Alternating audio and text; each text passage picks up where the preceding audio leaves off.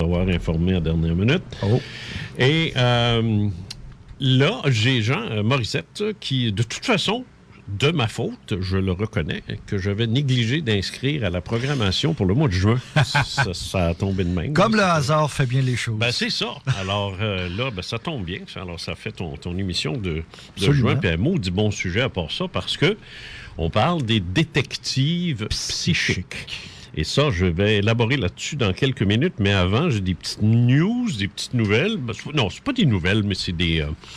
je vous tiens au courant de ce que je fais et de ce qui s'en vient, notamment sur l'émission Les Faits maudits.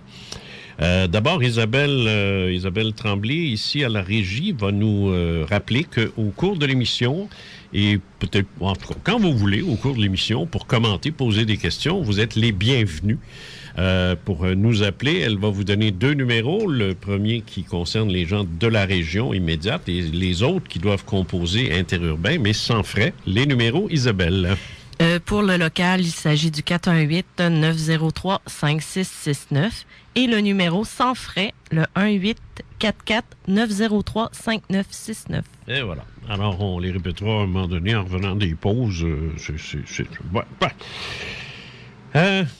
Sur le site, mon site, j'ai pas grand-chose de nouveau cette semaine, sauf que j'ai ajouté la portion 15 de Nous sommes immortels. Il y a peut-être du monde qui n'ont pas commencé à lire ça, parce que moi, je prends toujours pour acquis que les gens qui sont à l'écoute sont des gens qui sont familiers avec mon travail. Alors, c'est pas vrai, il y a du monde qui se rajoute chaque semaine. Nous sommes immortels, c'est une série d'articles que j'ai publiés sur le site, mon site. J'essaie d'avoir... je suis en démarche pour vous permettre d'accéder au site plus facilement avec mon nom. jeancazot.ca ou .net. Je suis en train de regarder ça, là, avec mon webmestre. Et une fois que ce sera fait, je vous donnerai ça. Mais de toute façon, sur mon site, qui est foutument compliqué, je jaillis l'adresse, ça n'a pas de bon sens, là. centredétudesovni.com, puis gna, puis y a-tu un S, puis n'as-tu pas, puis ainsi de suite. Alors, de toute façon, googlez mon nom, Casault, C-A-S-A-U-L-T, et vous allez le trouver tout de suite. Vous allez remarquer qu'il y a une série qui s'appelle « Nous sommes immortels ». Il y a 18 parties, on est rendu à la 15e, mais il n'y a absolument rien qui vous empêche de commencer à la première. Cette série de textes-là, ça porte sur les esprits, leur provenance, le rôle qu'ils jouent dans notre vie. Alors oui, les fantômes existent, mais il ne faut pas oublier que nous l'avons peut-être été, nous aussi, fantômes, il y a longtemps, et le serons peut-être encore à notre tour. Parce que, c'est ma devise, nous sommes tous un esprit d'abord, éternel et immortel, puis un humain de temps en temps pour grandir et évoluer dans la matière. Et ça, ben, ce sont des expériences, ce sont des vies, évidemment. Alors, c'est en 3 phases, naître, vivre et mourir. Il faut voir le monde des esprits avec le bon bout de la lorgnette. Les esprits ne sont pas nécessairement ceux qu'on colle avec un Ouija board. On s'entend, c'est plus sérieux que ça. Il est donc question de repositionner la possession, les mauvais esprits, le karma, les rôles cosmiques, nos esprits protecteurs, les guides, le surnaturel et le paranormal. Tout ça est couvert par cette série d'articles. Je me proclame médium inspiré et non pas médium tout court. Et pour en souligner le 50e anniversaire de mon moi-même, ben pas de ma fête à moi, parce que j'ai 67, mais de mon implication en métaphysique et en ufologie, j'offre donc ici la quintessence d'une exploration que je veux profonde, amorcée il y a 50 ans, comme je viens de le dire. Je vais me répéter, j'écris cette série en toute simplicité, non pour vous apprendre des choses étranges, mais pour vous aider à vous souvenir de ce que l'incarnation vous a fait oublier. Alors, c'est pas plus compliqué que ça. Cette série-là, elle est gratuite. Elle est sur mon... D'ailleurs, tout ce qui est sur mon site, c'est gratuit. Moi, je charge pas pour venir sur un site Internet. Ça m'insulte, ça, ceux qui font ça, mais en tout cas. Et c'est ça. Alors, vous commencez à 1, puis après ça, ils sont tous là, une après l'autre. Ils sont très faciles à trouver. Et pour les nouveaux, ben là, pour les liseux de Nous sommes immortels, on est déjà rendu à la portion 15. Ça achève, là. 16, 17, 18, après ça, il n'y en a plus. Bon, Manquez pas ça, ça vaut réellement la peine parce que tu c'est lis pas ça, parce toi? que je travaille avec Jean, puis c'est pas parce que je veux y faire plaisir, mais ce que Jean j'aime fait, ça vaut la peine. Bon. C'est manquez pas ça. OK, merci, c'est gentil. Ça fait plaisir. Bon, c'est ça. As-tu eu ta paye? Oui. Gratis. Gratis. Ah, monsieur, oui. OK. Donc, je termine là-dessus en vous disant que le 17 juin prochain, je reçois Lise Bilodeau de l'Ordre de la Rose-Croix et l'excellent Bruno Lefebvre. Ils seront avec moi. On va faire une espèce de brainstorm métaphysique. Fait qu'on s'assoit et on regarde ce qui se passe. Tu sais. Mais je te garantis, ça peut aller loin. Le 15 juillet, je reçois la très connue Carole Lauzé, qui est, d'ailleurs, c'est un peu grâce à toi. C'est un peu grâce à toi, M. Jean Morissette, qui m'a parlé d'elle. Ça, c'est le 15 juillet. Le 22 juillet, j'entame une première série de reconstitutions. J'ai fait des reconstitutions avec Joanne Bérubé de la station, mais je vais en faire, je suis en processus d'en faire avec Nicolas Fontaine et Christiane Fontaine de Montréal, 2 comédiennes professionnelles. Et non pas que Joanne n'a pas fait une bonne job, là, c'est pas ce que j'essaie de dire, c'est juste que les autres dossiers demandent des performances assez pointues. Et notamment, ce sera l'affaire Catherine de Gatineau. Et j'aurai aussi une entrevue avec Michel du Nouveau-Brunswick, ceux qui ont suivi cette histoire-là. Là, je vous ferai entendre sa voix, je vous la ferai entendre. On avait fait une entrevue qui devait aller dans une patente qui ne sera jamais une patente. Mais j'ai l'entrevue, je vous garde, on va en passer, puis c'est tout. C'est sûr. Le 26 août, j'ai Isabelle Tremblay. Elle est auteure d'un ouvrage qui s'intitule « Être médium sans le savoir ». C'est chez le Dauphin Blanc. Le 16 septembre, je sais que c'est loin, là, mais c'est rien. Je vous le dis pareil. C'est bon pareil. Le 16 septembre, je reçois... le 16 septembre, je ne travaille pas. Le 16 septembre, ce samedi-là, je ne travaille pas, je suis invité. Je vais être à cette émission-ci, je vais être l'invité. Marie-Pierre Michaud sera l'animatrice et son co-animateur sera Jean Morissette. Et ce sera pour le lancement de mon bouquin qui sera sorti à ce moment-là. Il était une fois des humains et des extraterrestres chez Québec Livre. Je suis en train de le réviser. Il m'arrive de frissonner moi-même. Imagine. Fait que, non, je suis bien content de ce livre-là. Très, très, très fier. T'as l'air, en tout cas, t'as les yeux qui brillent quand t'en parles. Ouais. Non, je suis très, très fier de ce bouquin-là. Pas que je suis pas fier des autres, mais celui-là, il vient me chercher, là. Et... lui puis nous, la mort n'est qu'un masque temporaire. Ces deux-là, c'est comme des majors. Là. Alors, donc, ils vont me poser des questions. Vous allez recevoir, tu vas recevoir les copies avant tout le monde, évidemment, forcément, des copies de presse. Puis là, vous aurez donc tous les deux l'occasion de passer à travers. Et moi, je vais m'asseoir ici puis je vais répondre à vos questions. Excellent.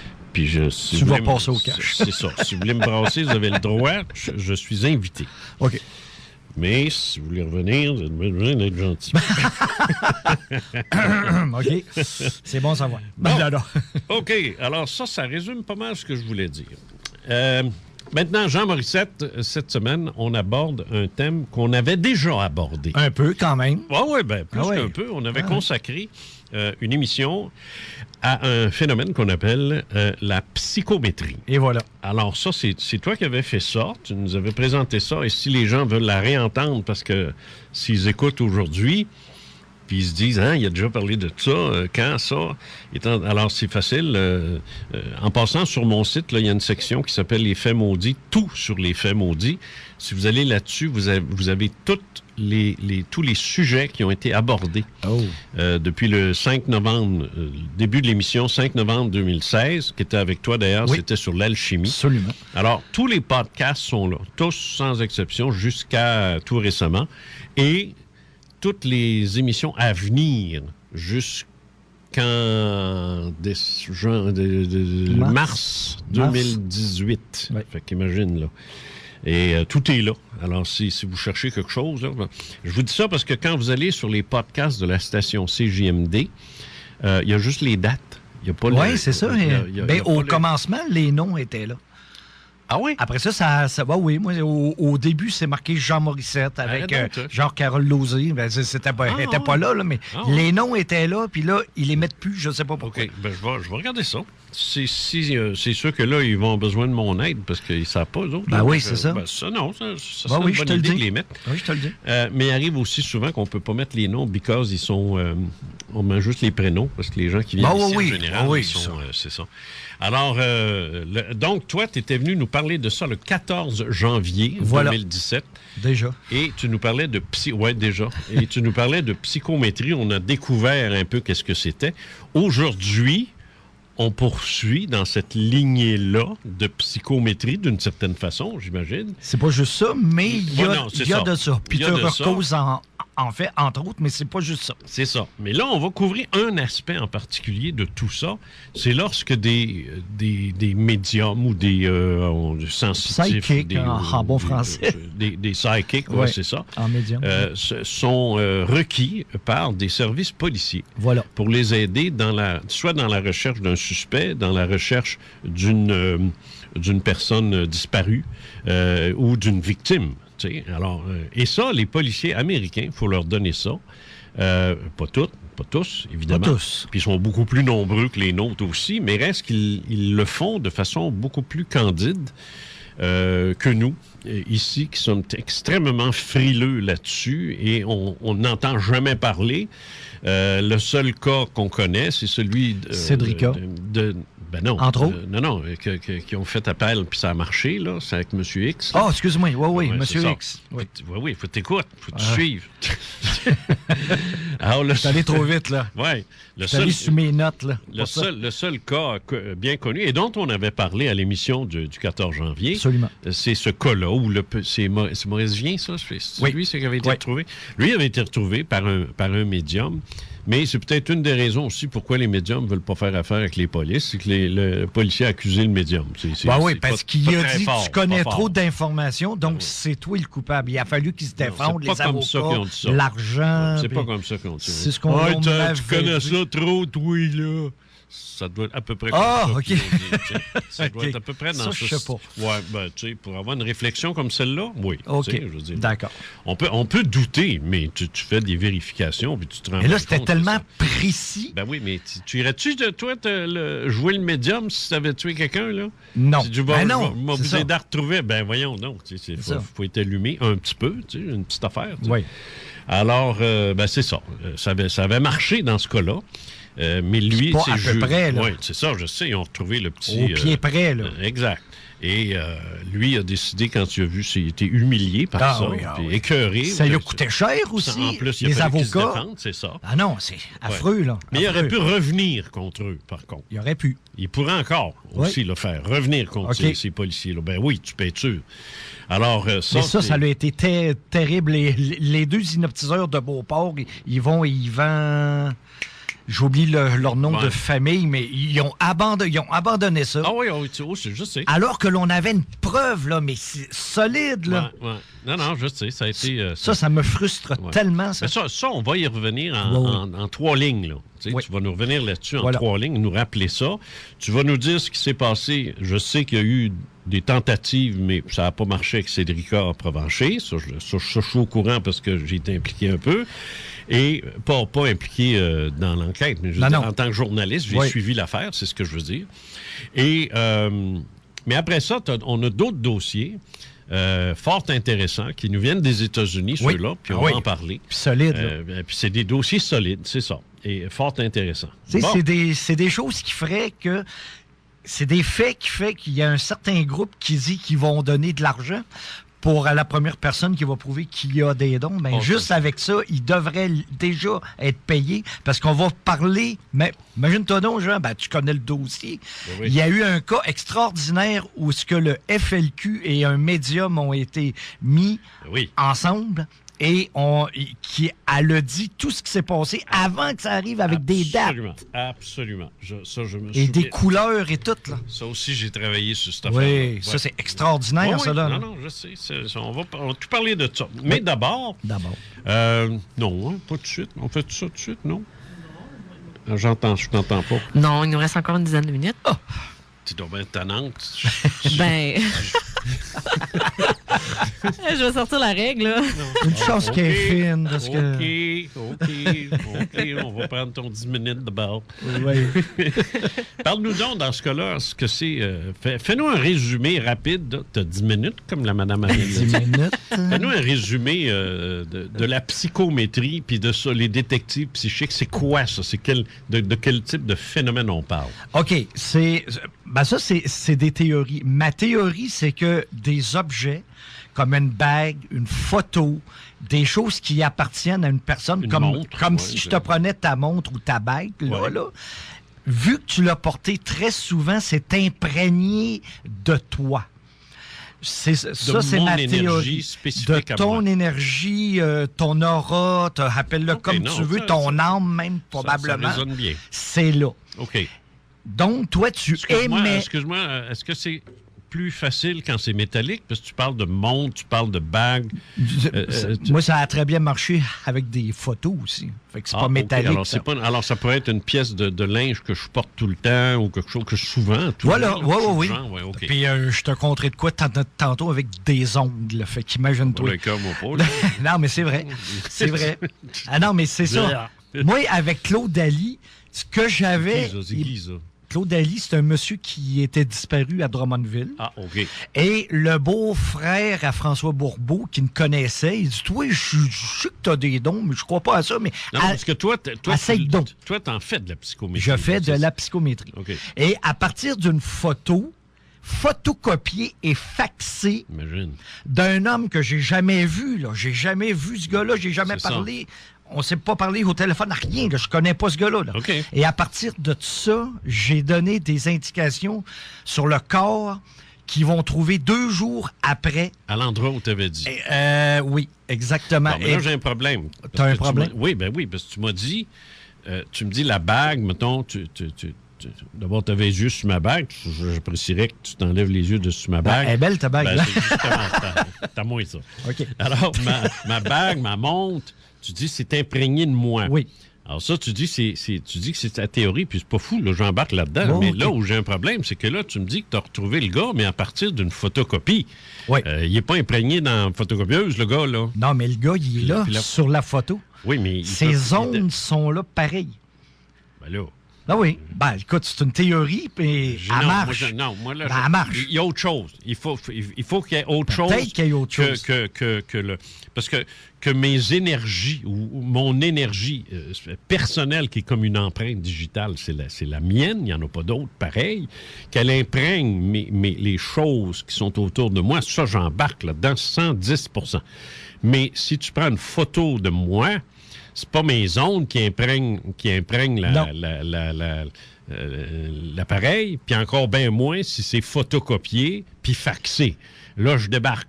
C'est plus ça. Il y a autre chose, là. Il y a autre chose. Il faut qu'il y ait autre chose. Mais je le sais pas. Mais moi, ma théorie, ça se peut qu'on ne sache pas, mais ça veut pas dire... Mais je dis pas que ça marche pas. Non. Mais je fais juste dire c'est pas la même explication. Ça se peut pas. Parce que là, tu passes à travers trop de filtres qui n'ont rien à voir avec l'individu. En tout cas, moi, c'est mon objection, votre honneur. Moi, je pense que, tu vois, sur la photo, il y avait 2 personnes. Il y avait Richard Montour, puis il y avait Claude Ali. Je n'ai touché que Claude Ali sur la photo faxée puis photocopiée. Et ça l'a marché. Ben moi, je pense, sais-tu quoi, là? Non. On va te régler ça. Il reste combien sur le 10 minutes? On peut en prendre 12, peut-être? Moi, je vais te régler ça de la façon suivante. Vas-y. Parce que j'ai beaucoup d'émissions qui sont faites, moi, là, qu'on va entendre cet hiver. Oui. Mais j'en ai fait, moi, là, des émissions avec on a parlé de tarot, on a parlé de magnétisme, on a parlé d'un paquet d'affaires. Puis j'ai déjà abordé ça. Moi, j'ai l'impression que les médiums, les sensitifs, ils ont besoin d'un support. Ils ont besoin d'un support. C'est l'explication notamment que me donnait une tireuse de cartes de tarot. OK. Puis elle me disait,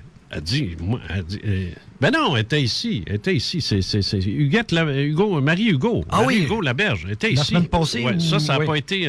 non, c'est avant, il y a 2 semaines. Il y a 2 semaines, OK. Il y a 2 semaines. C'est pas une que j'ai faite pour cet hiver, ça. C'était en direct. C'était en direct. Marie-Hugo a été très claire, là. Elle le reconnaît.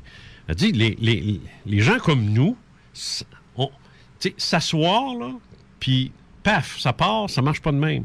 Ça leur prend un support. OK. Alors, il y en a et ils ont tous leur support préféré. Alors, elle va c'est le tarot, elle sent à l'aise avec ça, elle se sent bien avec ça. Puis, mais elle l'a dit elle-même. Elle dit, j'ai pas besoin des cartes. Ah. Elle dit, j'ai pas besoin des cartes. J'en ai besoin, mais pas pour voir. J'en ai besoin comme pour me recentrer, je comprends ce qu'elle veut dire. Il y en a, autrefois, c'était des boules de cristal. Les boules de cristal. Il y en a, c'est le thé. Il y en a, ils regardent le fond d'une tasse de thé. Il n'y a rien à voir là. C'est juste que c'est un support. Parce que moi, si je regarde dans le fond de sa tasse de thé, je ne vais rien voir. Puis quand même, elle me dirait, oui, regarde la petite tache qui fait ça. Ça, c'est elle, ça. Voilà. Mais en tout cas, la tasse de thé, elle dit rien. C'est un support physique qui permet à leur talent psychique de se manifester. Ça peut être la même chose pour toi aussi. C'est bien qu'est-ce que tu dis, parce que moi... C'est tout le temps comme ça, moi. Le tarot, moi, j'ai essayé ça. Tu te souviens, c'est lorsque l'on s'abonnait au livre Lafon, là, les livres noirs des années 70. Le premier livre qu'ils nous donnait, c'était les imagiers le tarot des imagiers du Moyen-Âge. Oui, c'est vrai. Avec un jeu de cartes du tarot. Et ça, j'ai essayé ça. Ça n'a jamais marché. C'est ça. Pour moi, c'est pas mais ton d'autres, support. ça marche. C'est pas ton support. Puis je vais même te donner la preuve de ce que j'avance. Tell me. Toi, t'es fasciné par une activité de week-end que tu fais très souvent avec ta machine où tu cherches des 30 sous. Puis tu te promènes avec détecteur de métal. Détecteur de métal, tu sais. Puis t'aimes ça, puis je peux comprendre ça. Ça peut, j'imagine, ça va devenir passionnant. Ah oui. Pas de trouble avec ça. Puis j'envoie en Floride à pleine porte. Mais là, quand le matin, je me lève, là, je vais voir dehors là, ce qu'il fait. Puis je vois ça, les gars qui se promènent avec le petit bâton, avec un bout de rond. Là. Ils trouvent des sacrées belles affaires. Ouais, probablement. Et puis je le ferais peut-être, moi, là. C'est quelque chose que... T'aimerais ça? Possiblement. C'est un exercice, ça? Ben, c'est parce que c'est ça. Tu marches en même temps. Voilà. C'est ça qui est super. Bref, tout ça pour dire que là, il y a une corrélation entre ton goût pour ça puis le fait que tu dises que des objets de métal ou des objets que tu touches, il y a quelque chose qui va ensemble. Mais moi, je pense que c'est ton support à toi, ça. J'ai déjà lu que les taureaux étaient matérialistes. Ça se peut que ça soit ça aussi. Les cartes de taureau? Non, là, je suis un taureau. Les taureaux. Je suis un taureau. T'auras beau dire ce que tu veux.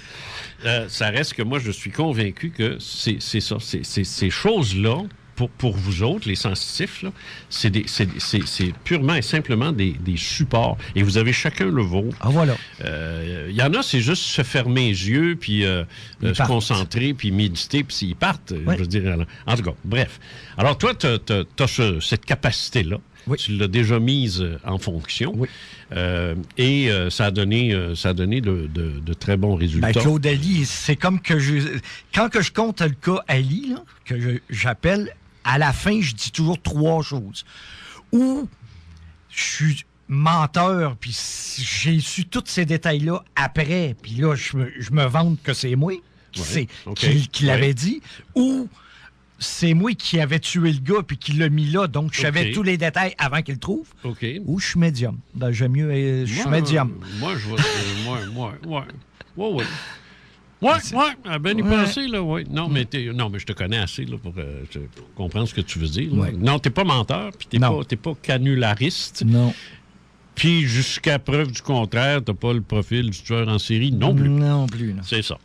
Alors, non, c'est ça qu'on va regarder aujourd'hui attentivement, parce que quand on parle des faits maudits, ce sont des faits qui agacent, des faits qui irritent. Les policiers détestent ça. Puis je me mets à leur place aussi, parce que le gars, il est policier, il fait 30 ans qu'il est au service de police, puis ensuite, il est aux enquêtes, puis le gars, il travaille dur, puis il regarde ses notes, puis il fait des criss-cross de toutes sortes de données qu'il a reçues, puis il essaie il travaille par déduction. Hein? C'est pas pour rien que Conan Doyle a écrit son roman sur Sherlock Holmes, parce que un détective fonctionne toujours par déduction ou hypothético-déductif. En fait, le mot scientifique, c'est ça. C'est de la... Voyons, comment est-ce qu'on appelle ça? De la logique, non? Non, la logique hypothético-déductive. Oui, c'est ça. OK. Et ça, c'est la façon qu'un policier fonctionne. Et certains scientifiques aussi. Et certains ufologues aussi. Et comme moi aussi. Bon. Alors, le résultat de tout ça, c'est que c'est beaucoup de travail. Puis là, tu te fais dire, va donc voir un psychique.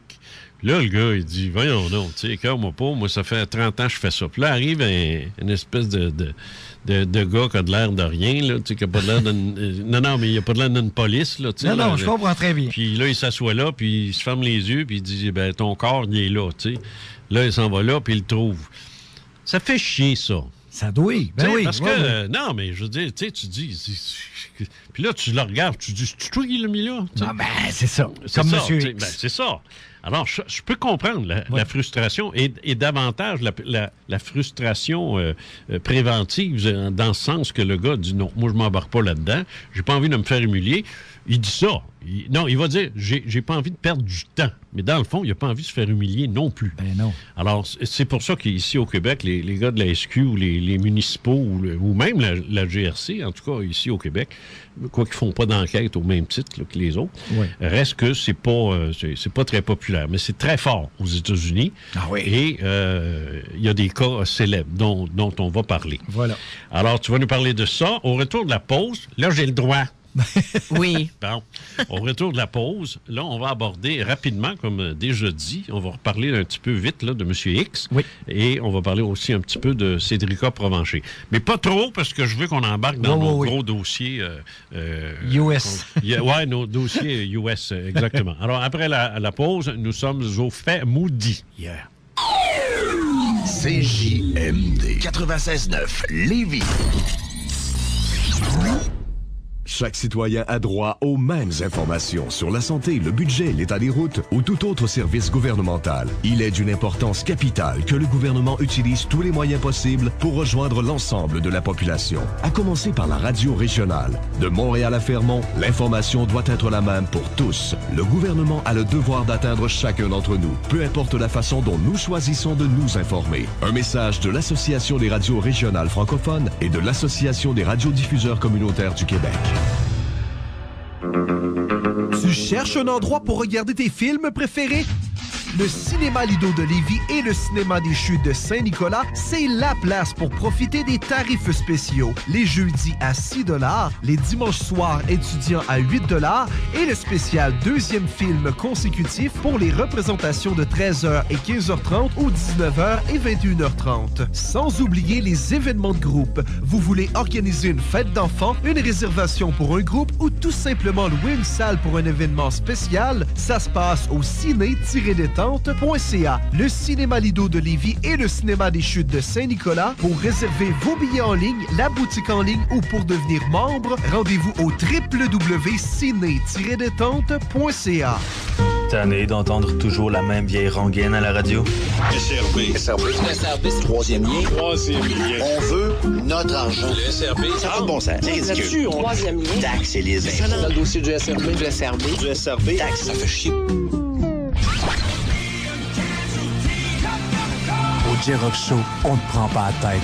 Nous, on te remplit les oreilles avec du bon rock. Les mercredis 22h sur CJMD 96.9 ou en podcast. Psst, c'est gratuit. Suggestion simple pour être généreux sans tomber dans les cadeaux clichés. La boutique L'Inventaire Trouvailles et Inventions est la solution cadeau, sans compter qu'il y a des dizaines de gadgets pour agrémenter votre vie. À vous aussi, allez voir Manuel Labbé sur la rue Saint-Joseph. Il va vous trouver ce que vous cherchez ou ce que la personne que vous voulez gâter cherche. Quel que soit le budget, il y a de tout pour tout et tout le monde, même ceux qui ont tout. Support flexible pour tablette, moule à glaçons funky, speakers à induction, kit de mixologie, clé USB Star Wars, faux suspendu pour plan de tasse, à salade pour lunch. Allez chercher l'article désiré au 786 Saint-Joseph-Est à Saint-Roch.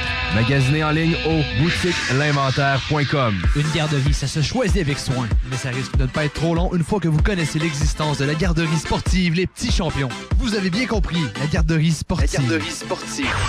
Vos enfants ne seront pas seulement champions en sport. Figurez-vous qu'ils offrent aussi des cours de danse, d'anglais, de musique et même de yoga. En plus, la garderie sportive Les Petits Champions accommode les parents aux horaires atypiques. Ils sont ouverts 24 heures sur 24, 7 jours sur 7. Alors, fini de vous priver de sortie. Enfin, une garderie qui s'adapte. Une garderie évoluée et évolutive. 88 683 0337 790 route du président Kennedy Lévis. CJMD Vous écoutez Les Faits maudits avec Jean Cazot sur les ondes de CJMD Lévis 96,9. Les propos tenus lors de cette émission relèvent de croyances et d'opinions personnelles. Vous en êtes les seuls juges. Est-ce qu'on a failli se faire prendre? Ah, OK. Bon, là, on va y aller tout de suite avec cette histoire-là. Les gens vont peut-être se souvenir du petit Maurice Vien. Ah oui, ça.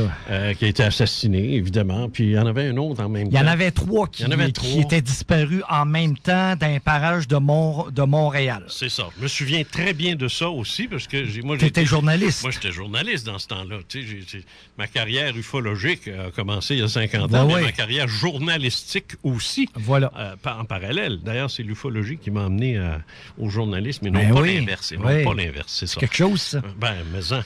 Alors, donc, j'ai suivi ça, comme tout le monde, mais moi, j'ai raté la portion du gars, parce que ça n'a pas été médiatisé bien fort, ça. L'aspect qu'on avait utilisé un médium, puis qu'il l'avait trouvé, mais il l'avait accusé, ça n'a pas sorti. Donc, si tu traces une histoire, tu traces une ligne là, de tout le dossier pour un journaliste, il n'y a pas de pic.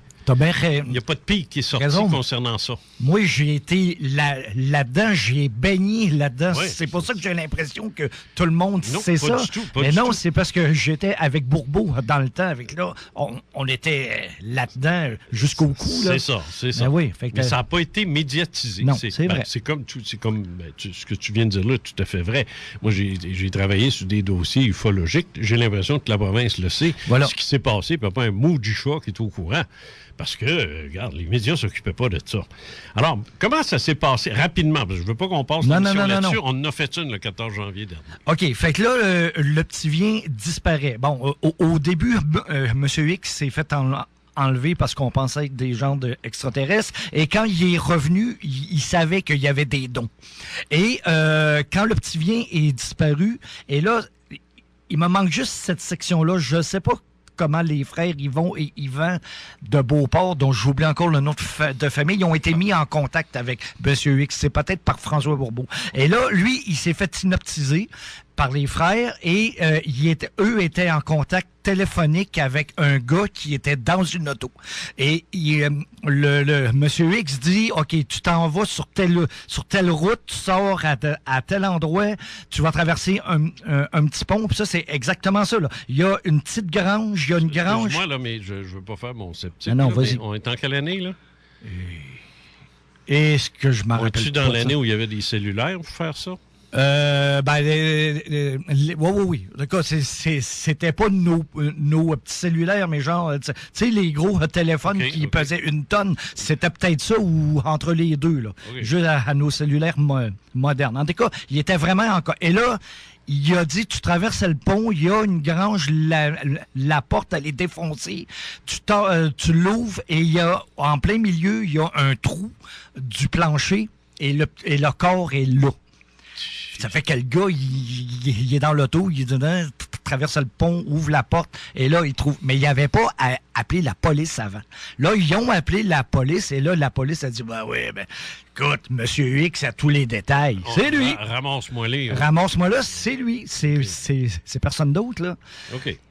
Et là, quel dommage. Hey, on n'a pas... Mais ça, là, t'as raison, c'est pas médiatisé, ça n'a pas été... Non. Si le monde le savait, je suis pas mal sûr qu'il y aurait une pression non, il n'y en aurait du pas. public pour que ça se refasse. Non, il n'y en aurait pas. Je vais te dire pourquoi il n'y en aurait pas. Pourquoi? Parce qu'ils l'ont jamais retrouvé, le tueur.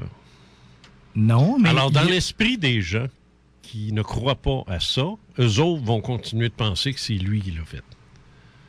Tu comprends-tu, je veux dire? Je comprends très, très, très, très bien, mais au moins, écoute, si Cédrica Provencher, s'il l'aurait refait tout de suite, il n'aurait pas attendu 9 ans avant de trouver le corps. Tu comprends ce que moi je veux dire? Oui, ça, je suis d'accord. Et là, à moins que M. X soit un tueur en série, ce qui n'est pas, je l'ai rencontré, le gars. Pas ça, je te parle. Non, je suis ça de même. Je te parle de la perception. Parce que dans mon métier, moi, qui était celui de journaliste, on savait très bien que les gens réagissent non pas aux faits, mais à la perception des faits. Okay. Ce qu'ils pensent dépasse ce qui est.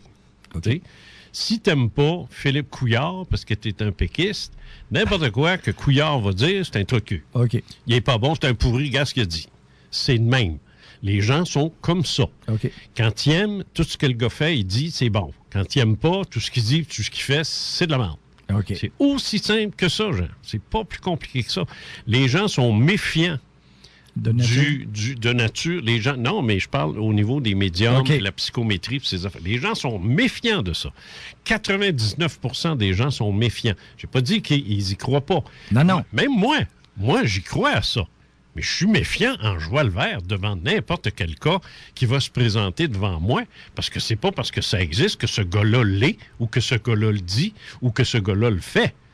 Tu sais, pas obligé de le croire, lui. C'est qui, ça, ce gars-là? Tu sais, n'importe qui peut s'improviser comme ça, tu sais. Oui, je comprends. Alors, c'est ça. Alors, la perception des gens, c'est négatif face à ça. Alors là, ils se disent, bon, quoi, mettons que tu rendrais... c'est rendu public, on le sait que c'est rendu public, on en a parlé souvent, puis tout ça, bon.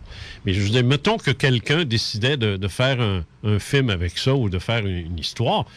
Les gens sortiraient en disant, ouais, peut-être qu'il l'a vu, mais peut-être c'est lui aussi, parce que le coupable, on l'a jamais retrouvé. Non. Ils l'ont jamais trouvé. Ça aide pas, ça. S'il l'avait trouvé, s'il avait pogné le gars, s'il avait avoué, puis ça avait été clair, puis les empreintes, puis le DNA qui aurait été laissé sur place, l'ADN, ben là, tu sais, là, tu peux dire, wow, le bonhomme X, là, en question, là, c'est quelqu'un, tu sais. Mais là, on l'a pas, ça, cet aspect-là. Moi, tout de suite en partant, moi, je mets pas, moi, dire comme les dragons dans les émissions, moi, j'investis pas dans cette histoire-là. Je mettrais pas une scène dans ça. Parce que il y a ça, là, qui manque. Ils n'ont pas pogné le gars. On n'a pas la preuve absolue que l'autre l'a pas fait. Mais si la fonction de M. X, puis moi, mettons, si notre fonction, c'était juste de retrouver les corps, as-tu pensé à ça? Je comprends pas. Monsieur X a trouvé le corps de... Oui, de Maurice Vien. Oui. Moi, je me suis retrouvé en face du garage où est-ce qu'ils ont trouvé Claude Ali. Oui, mais c'est la même chose pour toi. Oui, mais si notre fonction, c'était juste ça, de dire où est-ce qu'est le corps, vous autres, la police, c'est de trouver le coupable. Chercher l'ADN, chercher la... C'est sûr que si on... Attends une minute, on va s'entendre. Là, le problème des policiers dans ce dossier-là, c'est qu'ils ont été informés après. Oui. S'ils avaient été informés avant, là, ça aurait été différent. Ça aurait été nettement différent. C'est un peu comme dans le cas de... Puis on va y venir. Moi, ils l'ont été avant, moi. C'est ça. Ils sont venus me voir après, moi. C'est ça, moi. Mais t'as pas été emmerdé non plus. Non, j'ai pas été emmerdé. Une chance. Ben non, mais aussi parce que c'était clair, ton affaire. Oui. L'autre, c'était pas clair, ça. Les policiers auraient dû être informés de ça. Oui, ça, c'est vrai. Ça, c'est l'erreur. Je ne sais pas qui a dirigé cette opération-là, mais son erreur à cette personne-là, peu importe c'est qui, c'est de ne pas avoir mis au moins un policier dans la confidence puis dire « Suis-nous, on va essayer, tu n'as rien à perdre, là, mais embarque avec nous autres, puis on va voir ce que ça donne. » Puis là, il aurait pu voir, mettons, le gars sous hypnose, il aurait vu, puis il aurait commencé à faire une enquête dessus, pour savoir, c'est qui ce gars-là, puis d'où est-ce qu'il sort, puis où est-ce qu'il était quand c'était gna. Alors là, ça aurait été complètement différent. Mais dans le cas qui nous... revenons maintenant à Cédrica Provencher. Oui. On sait qu'on a retrouvé ses ossements. On sait que, bon, on s'est souvent demandé qui pouvait avoir fait ça. On a même pensé à Pierre Defoy, notre enfant de chienne local, là, ici à Lévis, là, qui avait enlevé un petit gars. Puis il l'avait emmené à Québec sur Belvédère. Pardon? Oui, non, je disais... Parce qu'il ne faut pas nommer le monsieur qui est le principal suspect. Non? Ah. Non. Je te le dis d'avance, là. Je te connais. Oui, non, mais... Nomme-le pas. Non, sauf qu'il est en dedans pour 40 000 ans. Fait que je pense que c'est réglé son affaire. Alors, bref, t'as pas l'air de savoir de qui je parle. Ben monsieur Defoy, tu parles? Oui. OK, non, moi, je te parle de l'autre qui est connu, qui demeure à Trois-Rivières, qu'il ne faut pas nommer. Non, je te parle pas de lui. OK. Non, je te dis, on a pensé, mon ami, que Pierre Defoy était impliqué dans ça. D'accord, oui, OK. C'est ça. Mais reste que on n'a pas de coupable. Non. On n'a pas de coupable encore défini, démontré, ainsi de suite. Mais si on parle de Cédrica Provencher, je sais que la SQ a fait affaire avec un psychic. Ah. Mais je ne sais pas qui. Mais je sais que ça n'a rien donné. Je sais que, oui. quand j'ai parlé au père, au grand-père, toujours en tant que journaliste, a fait une entrevue avec lui à plusieurs reprises parce que j'étais en ondes, moi, au moment où cette histoire-là est arrivée. Okay. Et là, c'est ça. Lui, il dit, garde, il dit, oui, il dit, les policiers, il dit, les polices ne voulaient pas. Mais il dit, nous, on a dit oui, on veut savoir ce qu'il a à dire, ce gars-là. Puis on a écouté ce qu'il a dit, puis ainsi de suite, mais il dit, ça n'a rien donné. Puis il dit, changer d'idée à tous les 10 minutes. OK. Alors, disons qu'ils ont frappé un pas bon, là, tu sais.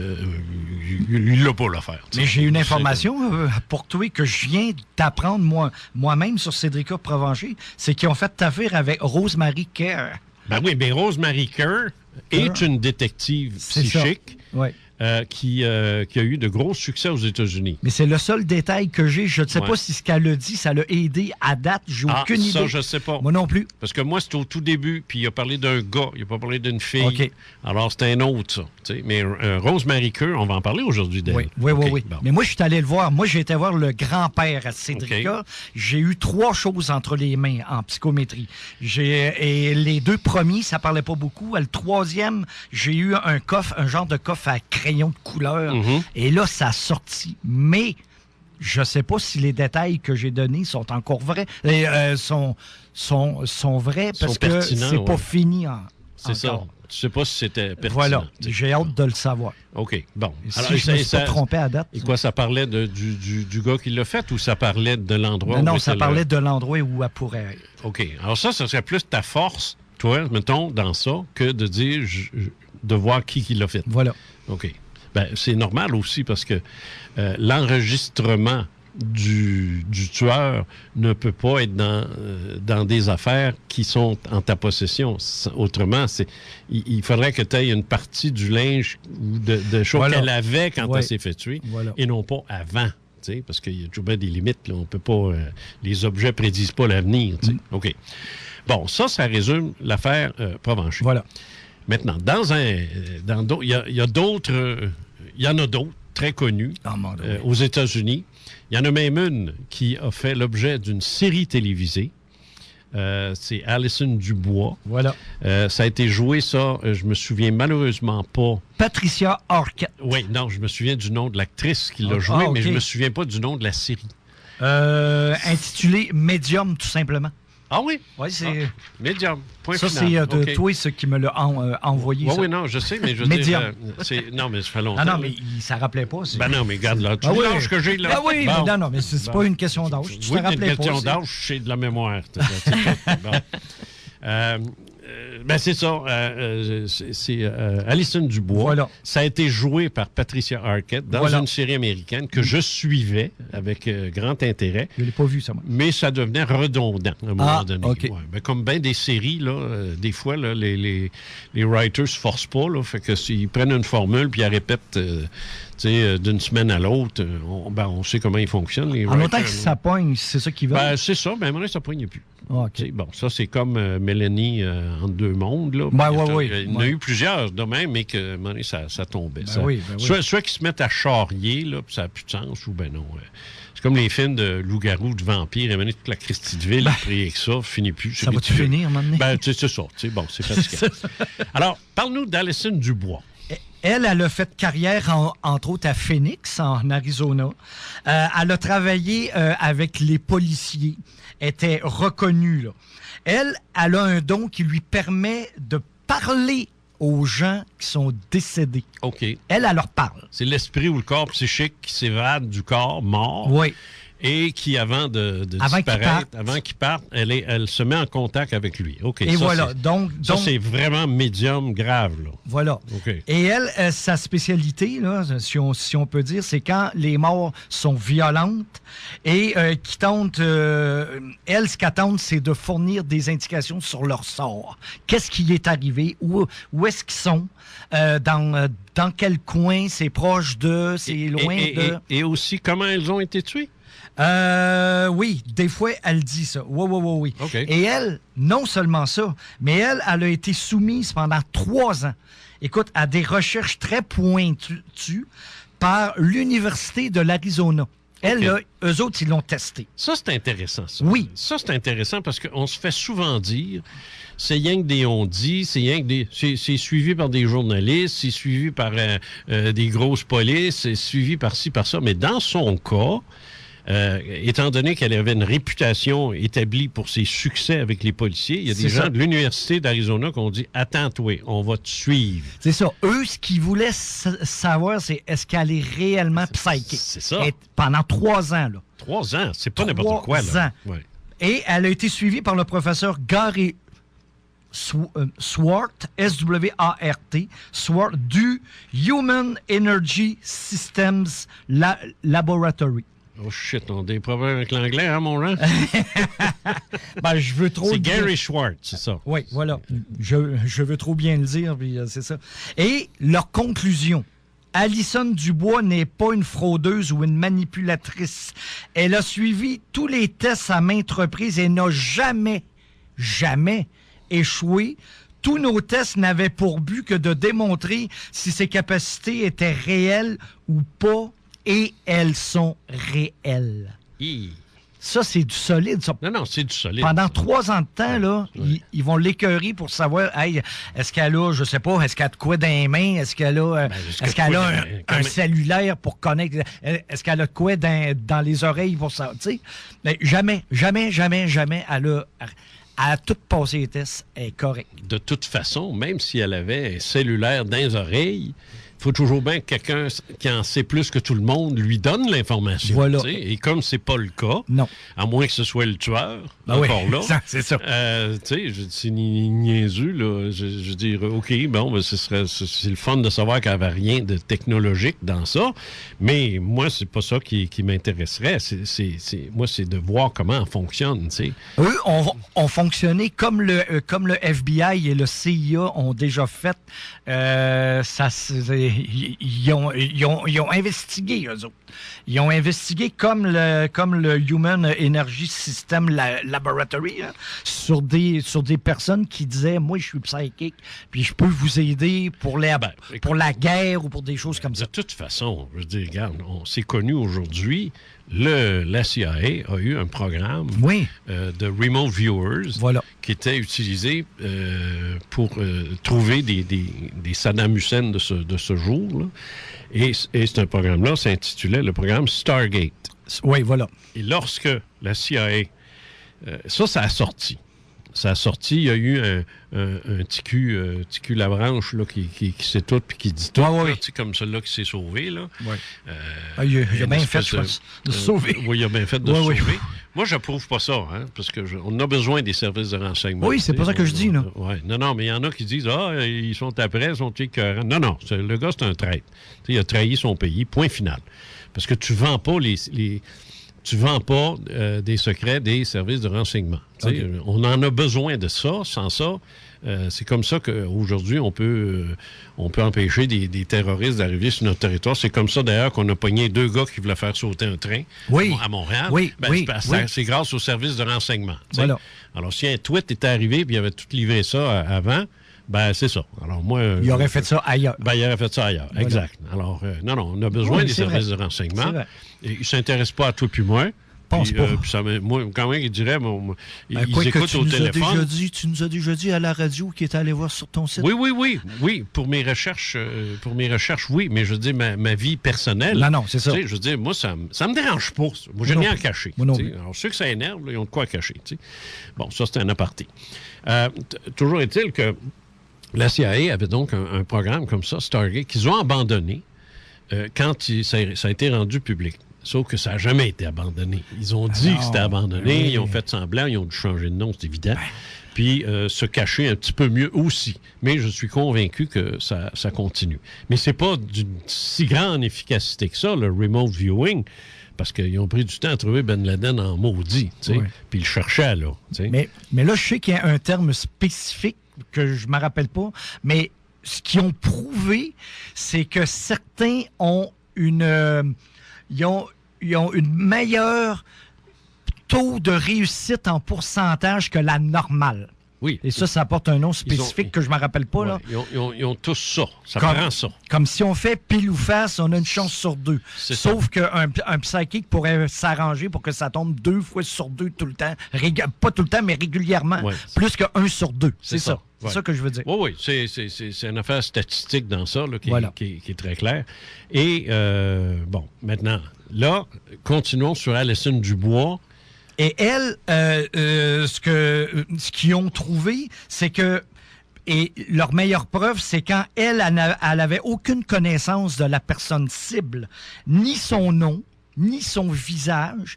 Elle le connaît pas. Un peu comme moi et Claude Denis. Elle le connaît pas. Elle l'a jamais vu. Elle a juste... elle a à peu près rien. Et là, elle parle, il est mort de telle façon, il est mort d'une mort violente, il s'est fait tuer. Bon. Ce qui est important, c'est que c'est sûr que si on essaie de la jouer, c'est-à-dire de la niaiser, en demandant de trouver quelqu'un qui n'est pas vraiment disparu, ou quelqu'un qui est disparu, mais qui est juste allé se prendre une marche, ça ne marchera pas. Et voilà. Parce qu'il faut que la mort soit violente. Mais ça, elle le disait. Oui. C'était clair dans ces choses. Je vais le faire, je vais réussir si la personne en question est décédée d'une mort violente et non pas un accident de char. C'est ça. Mais carrément une mort violente. C'est là qu'elle est le lien. Ça, ils ont été corrects là-dessus. Ils l'ont pas écœuré avec ça. En disant, madame une telle est disparue, retrouve-la donc, quand c'est pas vrai ou quand on sait qu'elle est morte d'un infarctus dans son appartement. Comme que quelqu'un vient de faire au Québec, il n'y a pas longtemps, disant qu'il a emmené des personnes qui cherchent des fantômes dans une maison, disant qu'il s'était passé de quoi, il les a piégés. Ben, c'est ça, faire piéger, c'est ça. Ça, c'est pas correct. Non, c'est ça. À mon humble avis, c'est pas correct. Non, c'est pas correct parce que, je veux dire, ça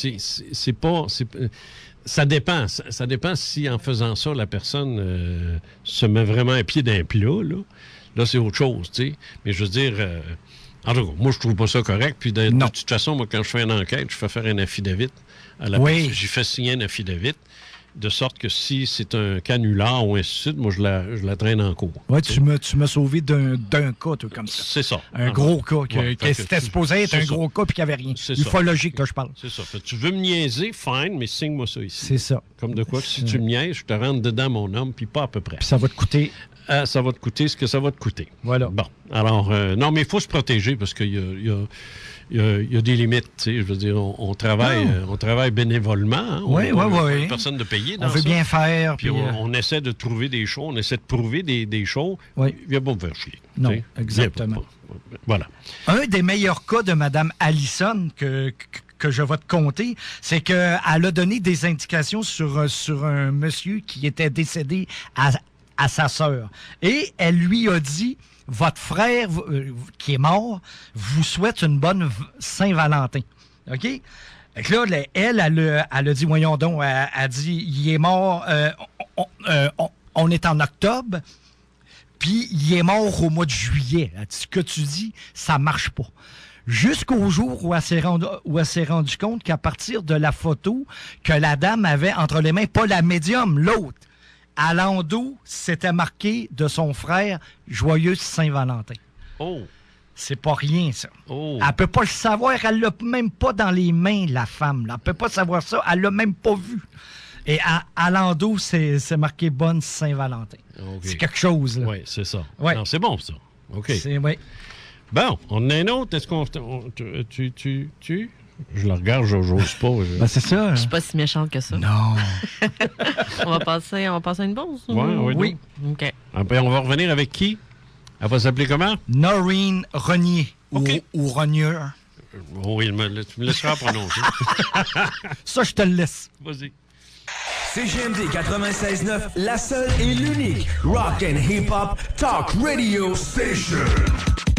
Pourquoi acheter un véhicule neuf pour qu'il y ait 25% de valeur qui s'évapore sans raison dès qu'on est sorti du garage? Soyez plus futé que ça. Contactez Automobile Prestige DG. Ils ont le véhicule pour vous et sinon, ils vont le trouver. Service courtage, achat, vente, échange. Automobile Prestige DG. C'est eux que vous appelez pour trouver votre prochaine voiture. C'est tout. 88 609 46 48.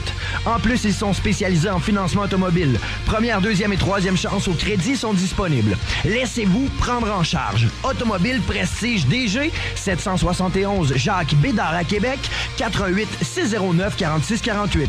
Arrêtez de chercher et trouvez. Une garderie, ça se choisit avec soin. Mais ça risque de ne pas être trop long une fois que vous connaissez l'existence de la garderie sportive Les Petits Champions. Vous avez bien compris, la garderie sportive. La garderie sportive. Vos enfants ne seront pas seulement champions en sport. Figurez-vous qu'ils offrent aussi des cours de danse, d'anglais, de musique et même de yoga. En plus, la garderie sportive Les Petits Champions accommode les parents aux horaires atypiques. Ils sont ouverts 24 heures sur 24, 7 jours sur 7. Alors, fini de vous priver de sortie. Enfin, une garderie qui s'adapte. Une garderie évoluée et évolutive. 88 683 0337 790 route du président Kennedy Lévis. Tanné d'entendre toujours la même vieille rengaine à la radio? SRB. SRB. Troisième lien. On veut notre argent. Le SRB. Ça n'a pas de bon sens. C'est ridicule. Troisième lien. Taxes et les impôts. Dans le dossier du SRB. Du SRB. Du SRB. Taxes, ça fait chier. Au J-Rock Show, on ne prend pas la tête. Nous, on te remplit les oreilles avec du bon rock. Les mercredis 22h sur CJMD 96.9 ou en podcast. C'est gratuit.